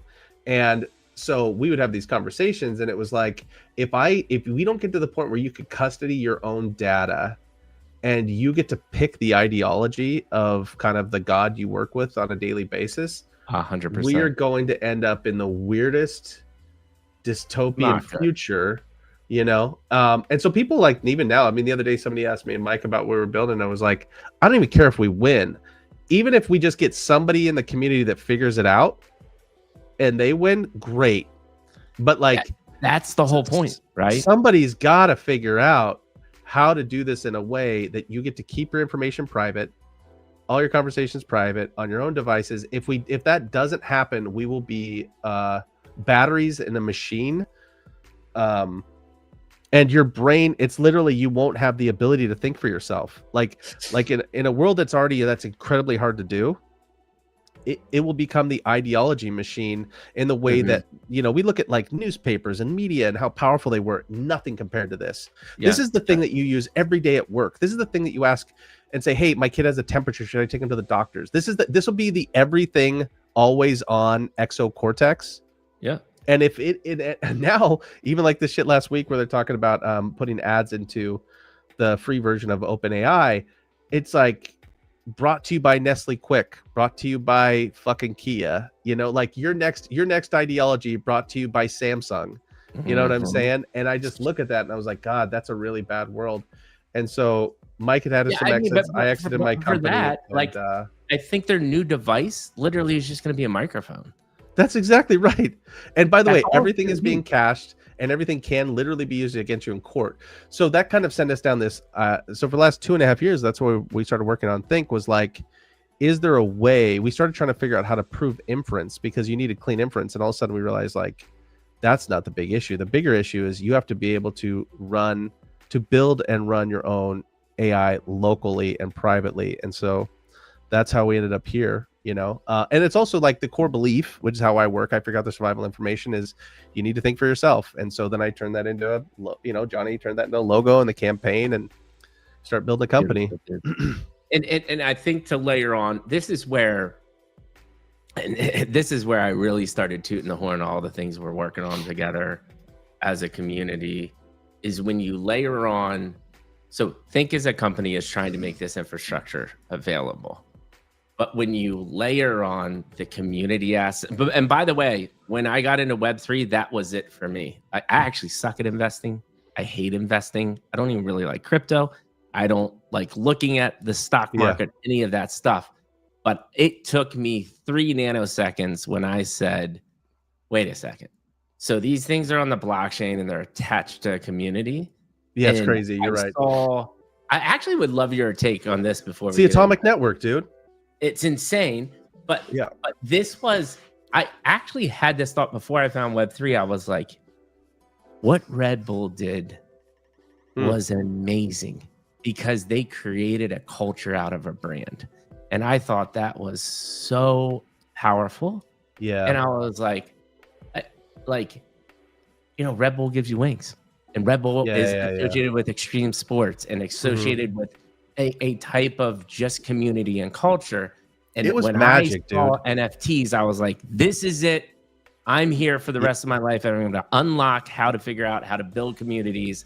And so if you layer on open source with what you guys doing and the type of builders and communities, and we all can eat together and we all can create this infrastructure and then teach other people how to do it. That's the only way we win, man. 100%. The more Leonard Nimoy says, the more you give, the more you have, which is like one of my favorite survival information stories, right? But I completely agree with you. The Red Bull thing is really interesting because I didn't realize how magic it was when I was there. I just thought it was the coolest job in the world. It was just the coolest fucking job. Like every night we would go see somebody perform and then we'd come back to the studio because they rebuilt this whole tower in Seattle. And you get on the radio at like 1 o'clock in the morning and it was just like the coolest job. In hindsight, though, it was a bunch of Xers. And what's cool about Generation X is they're all about independence. Yes. Right. And they're all about, don't just give me the fucking information. Don't try to like force me to, like just throw a party and put a Red Bull on the wall. You don't have to yell at people to have influence. Right. And I remember that's like literally we had these crazy murals on the set that we would shoot everybody on. And then on the background, it was a red brick wall and they just spray painted a Red Bull on top of a red brick wall. So it was there, but it wasn't even crazy. And I remember just being like, oh, that's normal. In hindsight, I was like, I had no idea how badass that was, that it was that it was allowed to be that subtle, you know, because later on I realized everybody goes, make the logo bigger and all that classic, you know, kind of stuff. But like at the time I was just like, it felt cool to be there. Yeah. When I found Web3, it was the idea of digital ownership completely blew my mind. Me too. Coupled with the community, because the community thing was the thing whereas so one of the hardest things to do when you're building a brand is you have a thing called the cold start problem. And I wish I could remember the author's name. It's a brilliant book. I think it's literally called The Cold Start Problem. Cannot recommend it enough. I've read it several times. When I found it, I like read it and read it and read it and read it. It's really good. And in essence, what he lays out in there is like one of the hardest things about it is the cold start problem. It's like, how do you build an initial, like an atomic network? Like, how do you get your first like 10 people that care?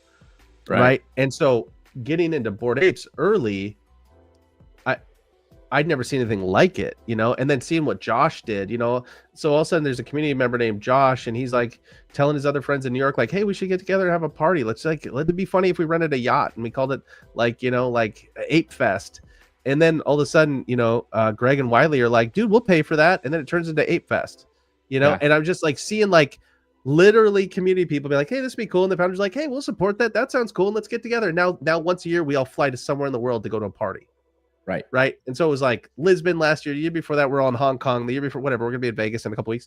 And I was like, dude, this is the cheat code for building brands. Like unbelievable, because especially if you can give ownership back to the community so that when you go, that's one of the things I'm excited about. I mean, we have like, I think there's 6 companies that we're actively working right now. And there's another 7 that are in some form of being built in the community. And the coolest thing about it is it's like, all these tools, everyone will own it. It'll be like, yeah, Nick built it or Alex built it or Poda built it or whatever. It'll be like, yeah, but it's kind of everybody's because everybody helped build it. And you know, because it's tokenized, we all have tokens so that we could either use it or we could spend. Like it's one of those things like when you see it, you can't unsee it, and you just go, man, this feels like the only way to actually build companies in the future is something around this. Like, I don't think we figured it out yet. I don't think anybody has, but there's a magic here that seems really clear. It's just how is it going to productize and how you're going to make it repeatable and all that kind of stuff. I think is going to be really hard, because the hardest part about the market right now is everything is so short-sighted. You know. So here's one thing that I think about, because I struggle with this a lot on myself. Right, I've given a lot through this podcast. And there's so many people that are like, yeah, Mikey, I'll help you out, blah, blah, blah. And then it's just crickets. And I will continue to do that. That's not going to deter me. But there is the only reason I can continue to do what I do is it's part of who I am. And it's something I'll do for free for the rest of my life till the day I die, because it is my passion and it is part of me. So that gets me through that part. But if there also needs to be a sense of reward and payoff. And I think, I do think part of the aha moment for Think will be when this economy first works and somebody takes their app token and then sees Ethereum in their wallet because they helped support this town and this community. And then they can say, but here's even a bigger unlock, I think, is I don't have to be an entrepreneur. I don't have to be great at all these things that people tell me they're great with, and this is the only way I can build wealth. I just have to contribute meaningful to a group of people that I love to hang out with. Media, you name it. Yep. This is the future economy, man. It really is. And when that comes to fruition for the first time, I think about a cohort and majority of the people are going to be like, holy fuck. God, dude, I wish we weren't live streaming right now, Mike. I could show you some crazy shit. Like the stuff that's happening on the wind side, you know, and the response we've gotten from very serious people about the concept of just tokenizing every application, right? It's super cool, because I agree with you. Like, that needs to happen, and it needs to happen like this quarter. Yes, is I guess what I would say. It needs to happen in less than 12 months for sure. Oh, I think it needs to happen like I would agree with you. very soon. It needs to happen this quarter. And yeah, you have to create kind of that flywheel because everybody wants to know how full of shit are you, right? You know what I'm saying? Right. And so you got to solve for that. But at the same time, it's like that's every startup, you know? Yeah. But I think the superpower of Web3 is the Atomic Network. It's this actual group of community members coming together because, man, the amount of times that I've seen people like almost like matchmaking or like even like this thing with Jordan, you know, my nephew, and Alan and Nick, and seeing Alan and Nick have this idea, and then they get to Nick, and Nick's like, dude, I'll help you build it. And then all of a sudden they're building it, and now all of a sudden they're launching it. It's like there's a magic there. I just grind it out with 2 hours for them. And you know me and my passion and excitement. I gave them a ton of new feature ideas and concepts. And did you look at it? Did you look at the actual app? Dude, I've been in it. Oh, I didn't know that. That's awesome. And I told Alan, I was like, Alan, listen to me. We are going to make a landing page. We are going to get our first paid users, and I'm going to help you do that. I love that. That's fantastic. That's what it's all about, right? And that's a lot. And the level up here, though, is, and you think about web, I love Web3 too, but it fell short in the essence of there were these milestone events, which were money generation events. And to your point, Bored Ape, the beautiful thing that happened was the community and the powerful people in this boarded. But let's break down what Bored Ape really was. It's a digital country club. What is going to happen different with a Think Agent is there's going to be a money generation event, but then it's going to create abundance because it will not stop. That's where the AI layer changes the game in this equation in my mind. Thoughts That's there. the name of the holding company. It's literally AI Layer Labs for that very reason. Yeah, and I think is that fundamentally what changes for you in the game of just this? What changes for me, and this is the stuff I'll let Mike talk about this because he's been meeting with technology, blockchains and things like that about this, and people are super excited about it. What changes for me is when we stop doing it. So what I mean by that is like Mike's vision is very clear around like I should be able to go to any GitHub and click download, and that's an agent that I can just plug straight in, right? And so if we get the right partnerships around this where you can literally incentivize people to create those connections so that you can literally on-ramp anything from GitHub in, when that starts happening. So right now, like the stuff we're doing with Win and Augmented Imagination and Elysium and these different companies, we're very hands-on. Like I'm literally building the brand right now for Win personally, and I'm sending it to Von Doom, and I'm like, dude, this is the mascot, here's how we're going to do positioning, all that kind of stuff, right? What I'm really excited about is the next kind of season, and at least the conversation we're having now, is that will start happening without us involved at all, right? And that will make more sense later on when kind of Mike shows you who these people are that we're working with. But when somebody's like, or here's another example, like what just happened with you, I didn't know you were helping Alan and the guys, and I think that's awesome. Like, but the fact that happened and I had nothing to do with that. I didn't go, hey, Mike, will you do me a favor and look at their product, dude? I know you're busy. The fact that you're like, oh, I heard about it. Here, I can help you guys. And here's what you need to do. And the fact that you're pushing Alan, I love that you're pushing Alan. And you're like, dude, you need to get your fucking page up. You need to get your first customer. Like, you're stepping in and mentoring these guys. And I didn't have to go in and be like, will you do me a favor, Mikey?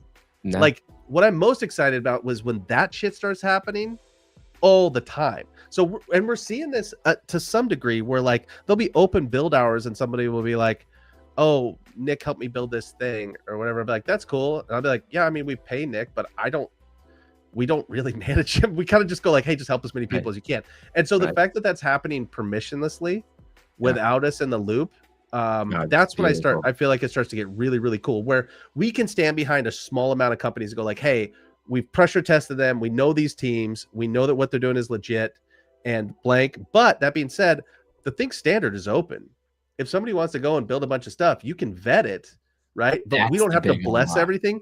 That's when it's going to get stupid. That's when all of a sudden it's like, you're looking at your wallet and you're like, dude, every 2 days, there's another app coin that just drops in my wallet from this team in India that just did this thing. And there's that, like, that's when it starts to get really worth something.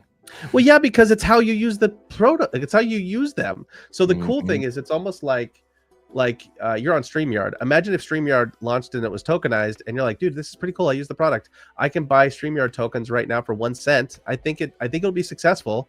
So I'm going to buy $1,000 worth. And all of a sudden you're like, dude, now the tokens are 50 cents each, but I could either A, use this thing forever, because I got there early and bought the tokens, or I can give some to my friends, or I could sell some, or what, you know what I mean? Like when you actually start to tokenize all these applications, and you're there at conception, all it's going to take is like one or two of them becoming like really great products, you know, and it will start creating a lot of value for the community. But the funner part about it is I think you're going to start attracting more builders who go, oh, that makes sense to me. It makes sense to me to just tokenize this from day one, to have a group of beta testers built in, which, by the way, like for you, it's going to make a lot of sense that when you own the Clipper token, you're going to have a stake in it. And you're like, guys, that last update, why'd you do that? Well, because you're a part of the community, but you also have a bunch of the tokens. Yeah. Your likelihood of you helping them steer them towards success is way higher. So it's more like it's more like a tribe, man. Where like literally everyone, that's what I call it, is connected, and they're all rooting for each other. You know, because there's gonna be some people that build stuff and I'm like, that's not really my thing, but I'm still rooting for you, and you know.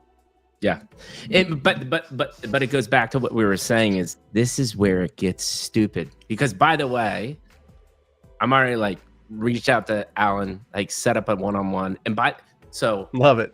Well, one of the hard things, and you've probably thought about this too, is it was hard for me at first, but I've done since Swallow My Pride. Like I'm in my mid-40s, man. I'm old compared to most of these people. 100%. And I, you know, there's like Alan's very young, and I'm like, hey, I'm gonna spend my time with you, but because I love helping people out. I see the potential with this, but that's the stupid thing, right? By the way, the other thing I didn't tell you is, after I started talking to Alan, after I was in the Last Builders Club, I spent almost 4 hours in Nick's own Discord last night with his co-founder. Yeah. And we were just spinning up ideas the entire time. And he's going to talk to my co-founder, who's incredible at product marketing, because he's got his own roadmap. So that part, right? Because you can't replace that part. And so if you have these micro communities with that part, and then you turn on the afterburners with like, wait a sec. Yeah. I can hang out with the people that I love. Build cool shit with AI. And I'm going to start making stupid money. Like, this is crazy. Dude, we've had 2 people this week that got placed out of our community into paying jobs. Yeah. Contracts to build stuff. And I love that, because again, I also hear about this shit through the grapevine, Mikey. Like, I'll just be like, hey, did you hear about this person got a contract with Elysium to do this thing? And did you hear about this person got a contract? I'm like, great. I have nothing to do with it. Like, it's just like even if you said like, how does Nick spend his time? I'd be like, I don't know, man. Like, I just trust him, and I'm glad that he helped you last night. You know, like, you know what I'm saying? And the flywheel starts to go. Yeah. You know, we helped each other. I mean, we literally just chatted about life and the possibilities. We actually, one of the main conversations we had was, because I don't know if you experience this. I mean, my close friends and family, when I talk about everything that we're talking about with AI and stuff, they just look at me like I'm a fucking alien. Same. Yes. And I'm like, I don't even talk to them about it. How do you guys not understand what is happening right now? Yeah. And when you get into this small cohort of people that do, that's exciting, man.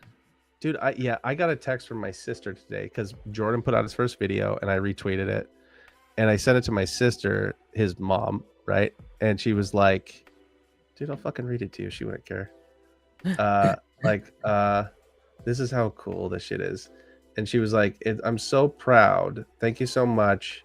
I've never seen him more of himself than he is when he's working with you guys.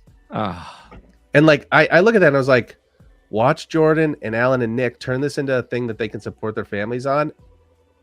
Great. And you're like, what's the upside? It's like, I don't know, give some tokens to the community, dude. Like, you know, do your best to, you know, the more you give, the more you have, right? And like, because dude, it's either one of two things. Either we build the world we want to live in, which is a world where like, if you want to hustle, you can build something wonderful. You can get groups of people together. Like, I like that you double click on this a lot, Mikey. You'll be like, hey, I don't want to do the technology. I want to do media. I want to do the things I'm good at. It's like, yeah, dude, everybody's going to have to bring the specific skill sets they have. Right. And if you're smart, and I know that Alan is smart, when this takes off, make sure that Mikey gets his tokens. You know, it's like, you know what I mean? You'd be like, why wouldn't you do that? It's just like, if everybody just think long-term all the time and everything will be fine. Yeah. You know what I'm saying? Yeah. And if you start to do that, all of a sudden it takes off. Well, dude, because I told them too, I was like, dude, with your background and everything, you know, all of a sudden you can save them from driving over so many fucking landmines. What's that worth? It's just like, I don't know, just be smart. Make sure everybody's taken care of. Don't forget the people that got you here, you know, and there you go. 100%. And that's what it's all about. Tell me, and we'll start wrapping up because I know you're under the weather and we've started. I mean, Jid, I just love talking to you, and I just love talking to people, and I definitely love talking about AI. Tell me because I do still think I want this to be a little bit informational in the sense that we're well over 200 people watching right now. And I want you to give an opportunity to say what the latest. Actually, I was listening back to the space yesterday, and my buddy Luke showed up, and you were starting. Yeah. Luke came up on stage. So take this moment to say, like, currently, what is Think? Where are you at with the kind of new economy that you just introduced? Just informational for the next minute and explain it. So I'll give you the journey. Okay, so Think just started as a standard. Okay, so that's like right now we have a browser coming out, and I think Mike's going to shoot a video on the browser and put it out. On Monday, I think. Like, the browser's insane. But before that, you have to understand, like, Mikey, when we first got together, the first time we actually got everybody together, the Morpheus crew, David and the Morpheus crews were honestly the ones that got everyone together. So shout out to Morpheus, specifically David. The guy's the man. He got everybody together. I think there was 50 people. That's it, in Austin. Right. Trying to figure out if there's a way for AI to be run locally and decentralized. 50 people. That's it. So this was 2.5 years ago. So that's where it started. And the first thing you need to have is you have to have standards, which is not a sexy thing. Right. Because we need to have standards. It's almost like, so Mike wrote a white paper. It's about mind, body, and soul, and they all have to be composable. So that in essence, it's all done in a permissionless way. I don't have to get my email. I literally log with a wallet. It remembers memory and all this shit. So the first 2 years was us just trying to get everybody to agree to standards. Right. So if you said, what is Think? I'd be like, well, it's called the Think standard, which means that now my agents can talk to your agents in a permissionless way where you don't have to dox and blah, blah, blah. And it can run locally. Now, how do we dramatize that standard? Well, we launched your ability to have your own agent, right? Called the Think agent. And there's 2,022 of them. And that's kind of like your account, your user account. So we launched that. And now we're about to launch the browser. So imagine a browser almost like Chrome. Well, it's literally built on Chromium. So it literally is on your desktop. It's fully agentic. All of the AI you use inside that browser is being run locally on your computer. So the inference, like the thinking part, is happening on your device. The data never leaves. But imagine now that you're in a browser, all of a sudden you can take your agent and you can plug them into the other side. You can plug them into Render. You can plug them into wherever you can go on the internet. Your agent can now participate and do everything it wants to do, except now it's running locally and privately on your computer. We have a vision where you're going to be able to run that mobily as well, where it almost sets up a connection point between your desktop and your phone. So it's literally, instead of calling OpenAI, it's literally calling back to your computer. So it's all happening locally and privately. Now, in essence, we're building a new internet because everything you use on a normal basis right now needs to become agentic, right? And so the cool thing about the browser is all these agents that people are building. We have a bunch of people building one-off agents for specific things. We even have a member of the community who's building an agent for RSVP into his wedding, stuff like that. Tom and I are building Magic Mirror right now. There you go, Magic Mirror, right? So Magic Mirror will natively plug directly into our browser. And so Mikey can put up Magic Mirror and say, hey, if you want to use this agent to help you get your core messaging together for your business, you can buy it in our app store, and they can buy it with Think tokens, and you guys get to monetize the agent you built. Because when you're building these agents, here's something I'm noticing is almost everybody that's building agents, they're just duplicating themselves in some form or the other. They're taking their genius and they're finding a way, which is cool because you're almost you're monetizing yourself before somebody else does, in essence, right? So the standards led to the browser. The browser now allows you to build your own agents and plug in and monetize them if you'd like. Now, that's just the AI side of it. We also know that we need to have a bunch of people come in and contribute to this browser and add a ton of agents so that it can do all these crazy new things like play video games and blah, blah, blah. So we started an incubator where we're helping people build out their agents, help them raise money, help them take their companies in essence to market. And in exchange, they're going to be giving tokens from the companies they're building back to our community, so that two things are happening. You can use your agent as your agent, you know, in essence, your user account, but your agent, just by existing, if you're one of the 2022, every time one of these new companies start, a portion, it's like, for instance, Wind tokens, 3% of the entire token supply is going to be going just back to those 2022 people, because we helped them start their company in exchange for those tokens coming back to our community. So two things are happening. We're building out the standards. We're building out the way for you to use your agent. But at the same time, all these new applications are going to keep getting added to the browser. You're going to get those tokens automatically dropped into your wallet. Yep. If you were one of our early supporters. And what's cool about that is it's really cool for the companies we're incubating, because all of a sudden now people are like, hey, what's this new company? I just got their token. What can I use these tokens for? And because they're tokens, you could either speculate on them, or you can hold them and use them, or whatever. Right? Like the Clippy app that like Jordan's making. Yep. So for instance, you'll look at your wallet one day and you'll be like, oh, I just got a bunch of these tokens. Well, you can use them for editing, or Mikey G wants more, so he wants to buy them from you, or literally it's whatever. And so that's what we're doing, is we're trying to tokenize all the tools that we use every day, so that you can run them locally and privately. And like literally, we have no idea what you're doing. Nobody does. Yeah. Because I think, again, we don't want to put our hand on the scale. We don't want to enforce anybody's ideology. We want to make open source to. Oh, by the way, everything we're doing is also open source. So even if somebody looks at the browser and they're like, this is cool, but I think it'd be cooler if I did this, it's like, you should fork it. Yeah. Yeah. And the nice thing is because the standards are built in, our agents will be able to follow you into that area too. And this is one of the things I was realizing, I hopped into the Elysium Builders thing on Wednesday too, which is take Magic Mirror, which is like a gateway into us helping you define your brand like you do, but in an agentic way, but then have a deeper conversation about your why. Because by the way, people, that is the biggest problem humanity has in the next 5 years. People are going to lose their sense of why. Yep. And if you don't know how to have that conversation, you are in a bad spot. So that's right. The whole concept of that. But take that concept, Elysium, and think about all the other agents or platforms that come out of Think, that this one agent can be monetized on as well too. Yeah. Right. The Alex and that team, so the synergies and the cross-pollination of what is about to happen and is already happening is going to be nutty in my mind. It's super cool. Like if you look at what Poda, No Credits, and Alex is building over there at Elysium, it is so fucking cool. Like in essence, if you're a small, medium-sized business, their agent will come alongside you and help you do three things. The first thing it does an assessment of your business. And then it comes back and it's like, hey, here, in essence, how to make your business agentic. It will come in and say, oh, you're a lumber company or whatever. It's crazy. You should see the mind maps that Alex has shown us. It's nuts. It takes you through this entire process, you and your management team.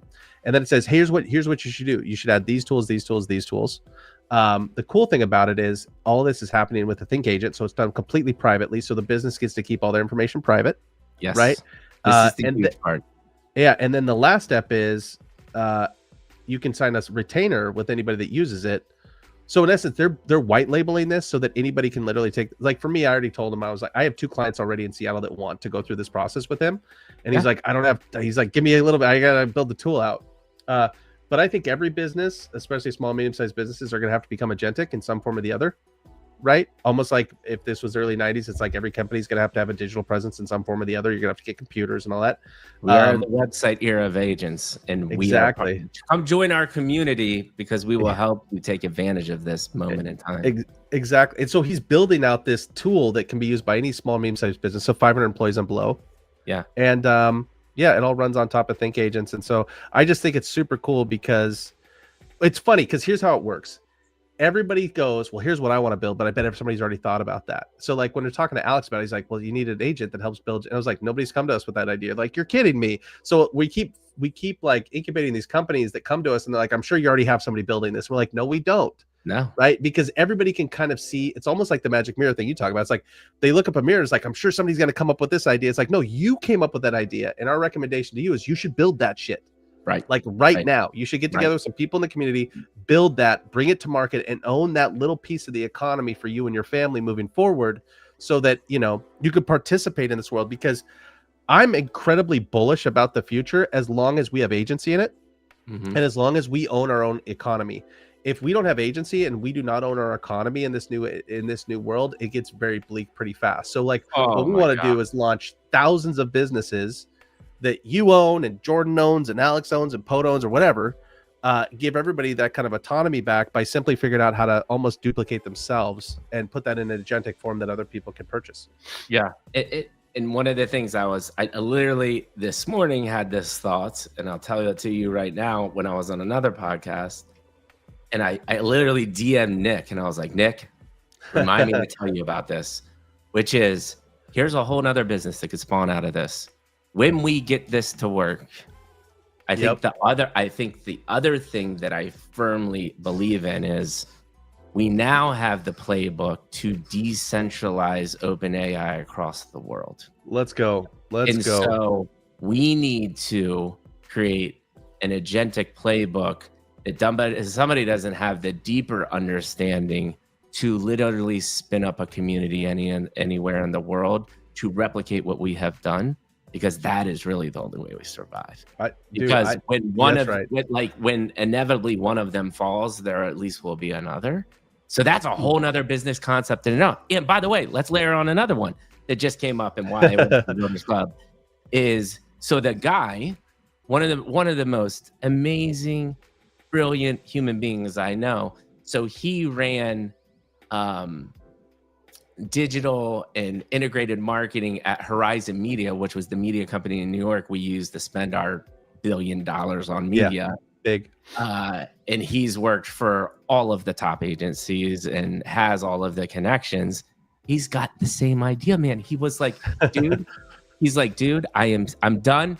I'm leaving corporate America, because the only people that can compete in the high-end media game are the people that have $1 billion budgets. He's like, I'm bringing my expertise to small, medium businesses and helping them sell their products from a top-tier media executive. And I said, well, you're in luck. I have a community. I have a company that's already doing that for small to medium businesses in a different way. And I was talking to Alan about this, and I was like, so you guys are cool. And this is the cool thing about it too, when you work in a company or a community like this, is he's like, yeah, man, let's get his media agent on the Elysium platform. But then he built his own company around his agent as well too. Yeah, right? Great. Everybody wins. And I was like, dude, you just got to get a Think agent and get in here and we'll start building together. And he's like, we're getting plugged in. His only sticking point is, I don't know how to build this stuff. And then the other thing is, which Elysium is trying to solve this problem too, is the problem with small to medium businesses is, one, they have shit systems. Two, they're worried of their data.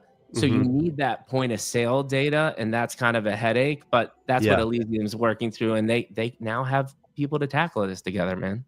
It's crazy. Like but that's what I mean by like, it's gonna feel awesome when something like that happens. You're like, Jesse, do you know what happened this week? I'm like, no, but like this happened, and this guy started coming, like, fucking awesome. Like that's when it starts getting really fun. Is like, oh, some people in the community just helped them get connected, and all of a sudden we got them in the classes and they watch the thing. And the matchmaking side of this is the funnest thing to watch, because you're seeing these teams like form and find each other, and all of a sudden they go like, dude, I think we got a shot at this. I think we can do this. And it's like, watch what's about to happen. It's gonna get crazy. It's going to be so sick. I can't wait for my co-founder to talk to Nick, because Nick... We need like 10 Nicks. That's our big problem right now. Nick is a prolific builder. He's a beast. Yeah, totally. Builder. And when he showed me his mind map, I was like, bro, how are you concentrating on all this? So my founder is very good at helping other founders. He literally lives in an incubator house in Germany. Like the reason he lives for free, because he wakes up and advises founders on, hey man, you probably should stop doing this because it's a waste of your time. Or if you do X, Y, and Z, you're going to be that much more efficient. And so now he's going to talk to Nick and be like, dude, that's a lot going on.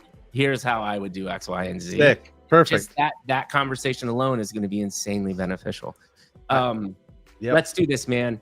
I know you're sick. We're about 2 hours. I knew this was going to be an incredible conversation. We've gone so many ways. I could talk for another 45 hours. let's wind it down. I always ask one question at the end of the podcast, but before that, I also want to give you the chance to say next 3 to 6 months, what you want to share, what excites you. We just actually talked about a lot of things that excite you, but more from the think perspective of what you can talk about. Yeah, what to expect. Dude, I am heads down right now on Win, which is almost like DraftKings for video games. And it's my buddy Von Doom is building it, and I'm helping with the branding and go to market, and it's gonna be awesome. Like, so like that's one of the companies we're incubating that is like coming to market very quickly. The demand is there, the partnerships are there, and I'm super excited about it. Because I think, yeah, it's gonna be. I think we're gonna come out swinging. Like, you know what I mean? Like we have a bunch of companies, and the cool thing is like we have all sorts of different kinds of companies, and some of them are going to be like big, and some are going to be medium, and some are going to be small, and that's what you need. You need all, like Mike always says, a tree has to be every size. You know what I mean? So it's like, right? But I think we're coming out swinging, and I'm personally, I mean, I've been literally working on like the brand stuff today, and I'm like, God, this is gonna be so much fun. So selfishly, I'm super excited about it because Doom and I are friends, and I really like working with him, and their vision I think is really cool, and they're kind of letting me just like run with the brand, which is super fun. And the browser, man, this fucking like, so Mike's was, you know, he has it running on his computer, and it's crazy. Like you can literally look at it. I mean, we showed like this a little bit, but we're gonna put out a video next week where you can see this even more in depth. Like you can literally grab a thought and follow it all the way through the brain of the agent, and you can figure out where it's breaking. It's almost like watching the neurons fire all the way back, and I haven't seen anything like it. It's really cool, and it's fast. The hardest part we're running into right now is like you have to install Docker, and it's kind of cumbersome. And I'm like, we were talking about, it's like, let's just put it out and just make it cumbersome so that we can get more feedback from the community. But just from a usability standpoint, it's just super, super fucking cool. I haven't seen anything like it.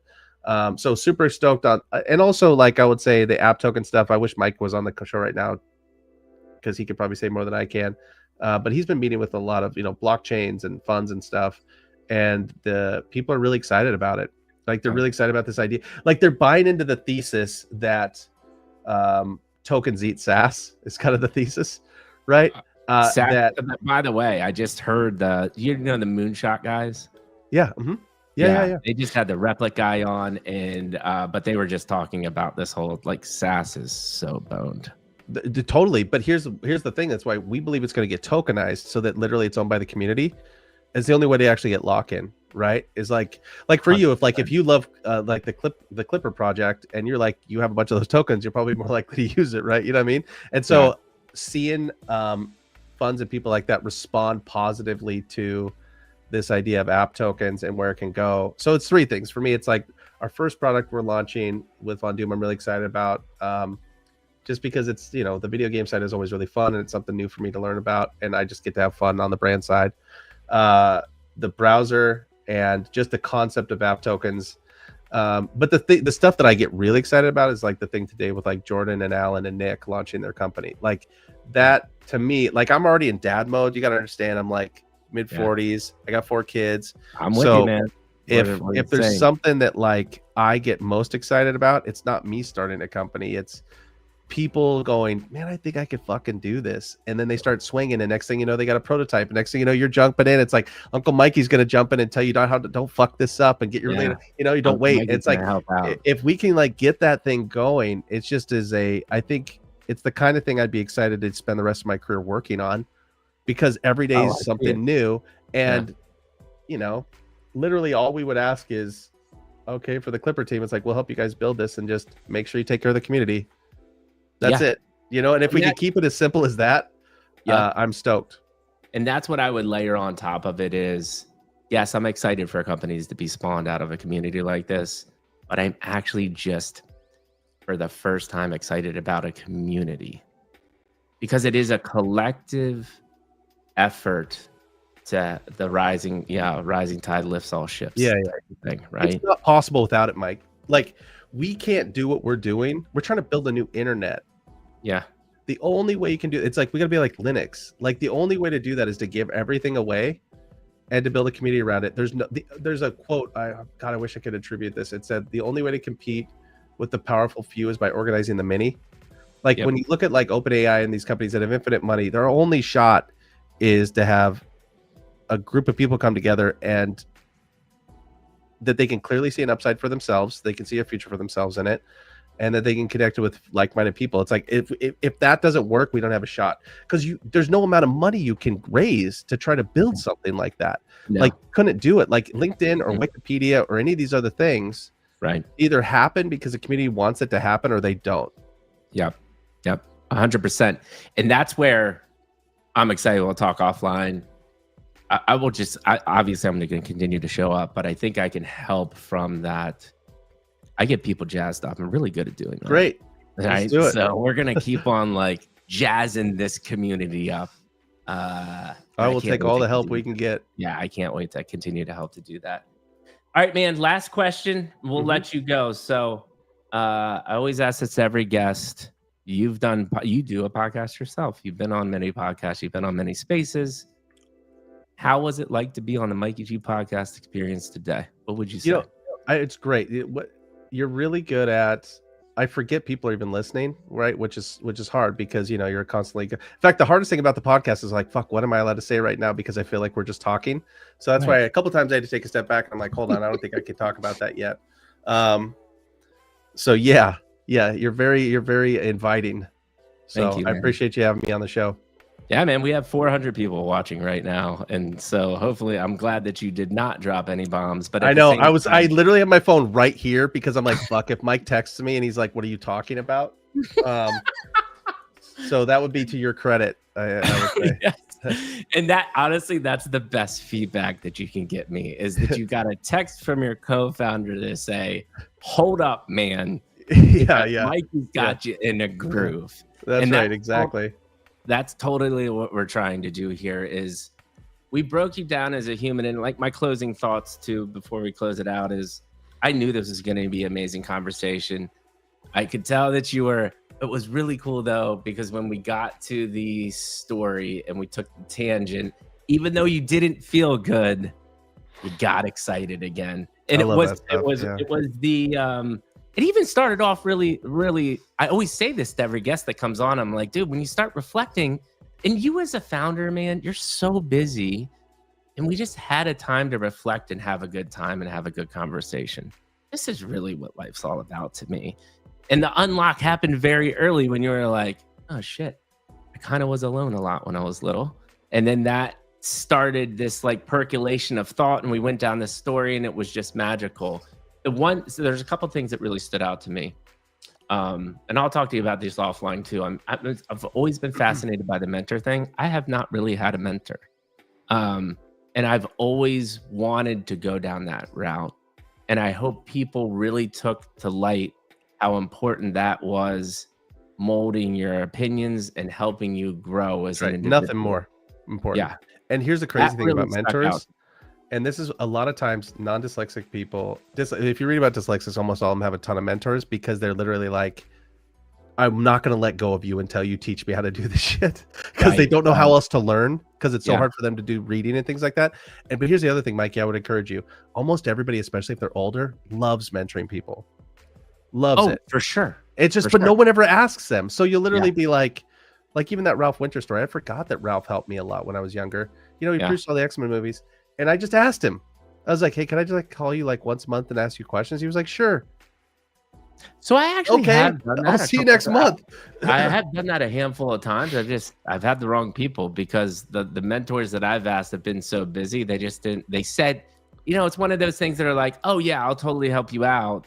Yeah. And they said it to just, I literally target retired people. Yeah. Most of my mentors are retired. That's a genius move. And they're badasses. And so it'll be like, oh, she ran Hewlett Packard and shit. And I'll be like, hey, can I ask you questions like once a month? She'd be like, sure, I'm bored. And I'd be like, okay, cool. We'll just let's put that on the calendar right now. And then you become friends. Yes. Right. And a lot of them, they're so fucking smart. And the world kind of throws them away once they hit 60. It makes no sense. It makes no sense at all. It's literally printing gold and money. Yeah.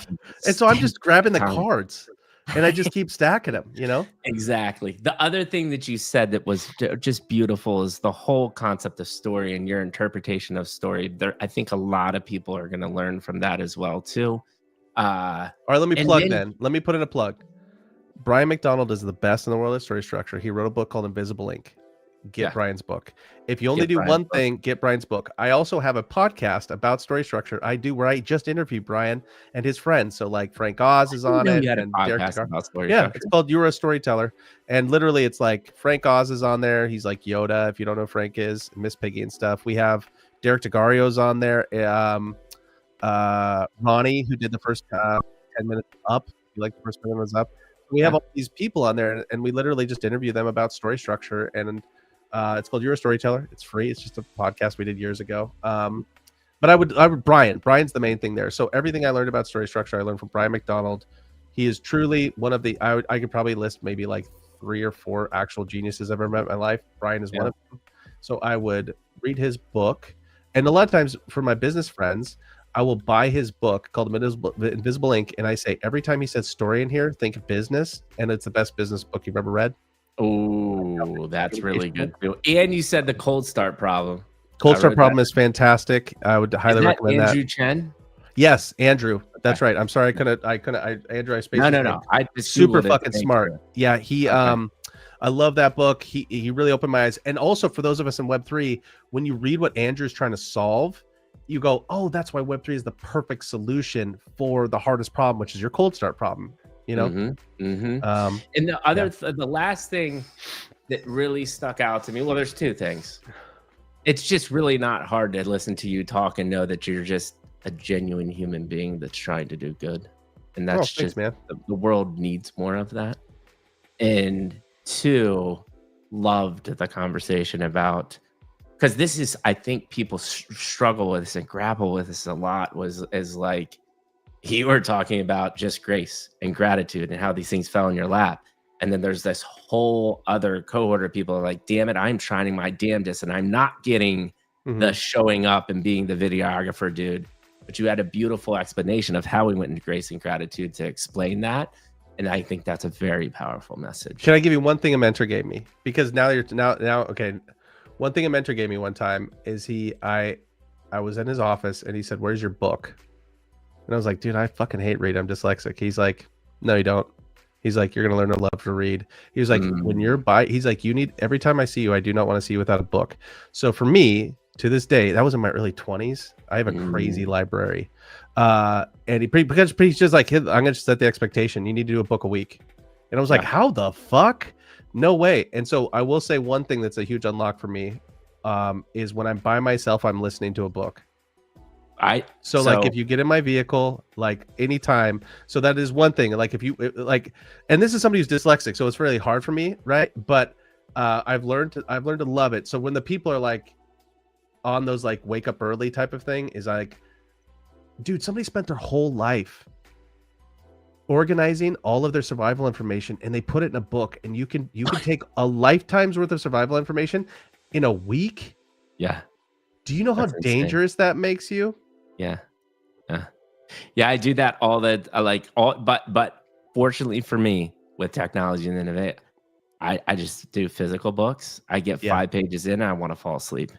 Audible has changed my life. Dude, I know, it's crazy. I love it. Changed my life. And now 11 Labs, you can drop anything and it will read it to you. Where? 11 Labs. Oh, it's an AI company. You can literally like drop in Emod's book and now all of a sudden it will read it to you in his voice. Well, fortunately, Emod had the voice audio on every page.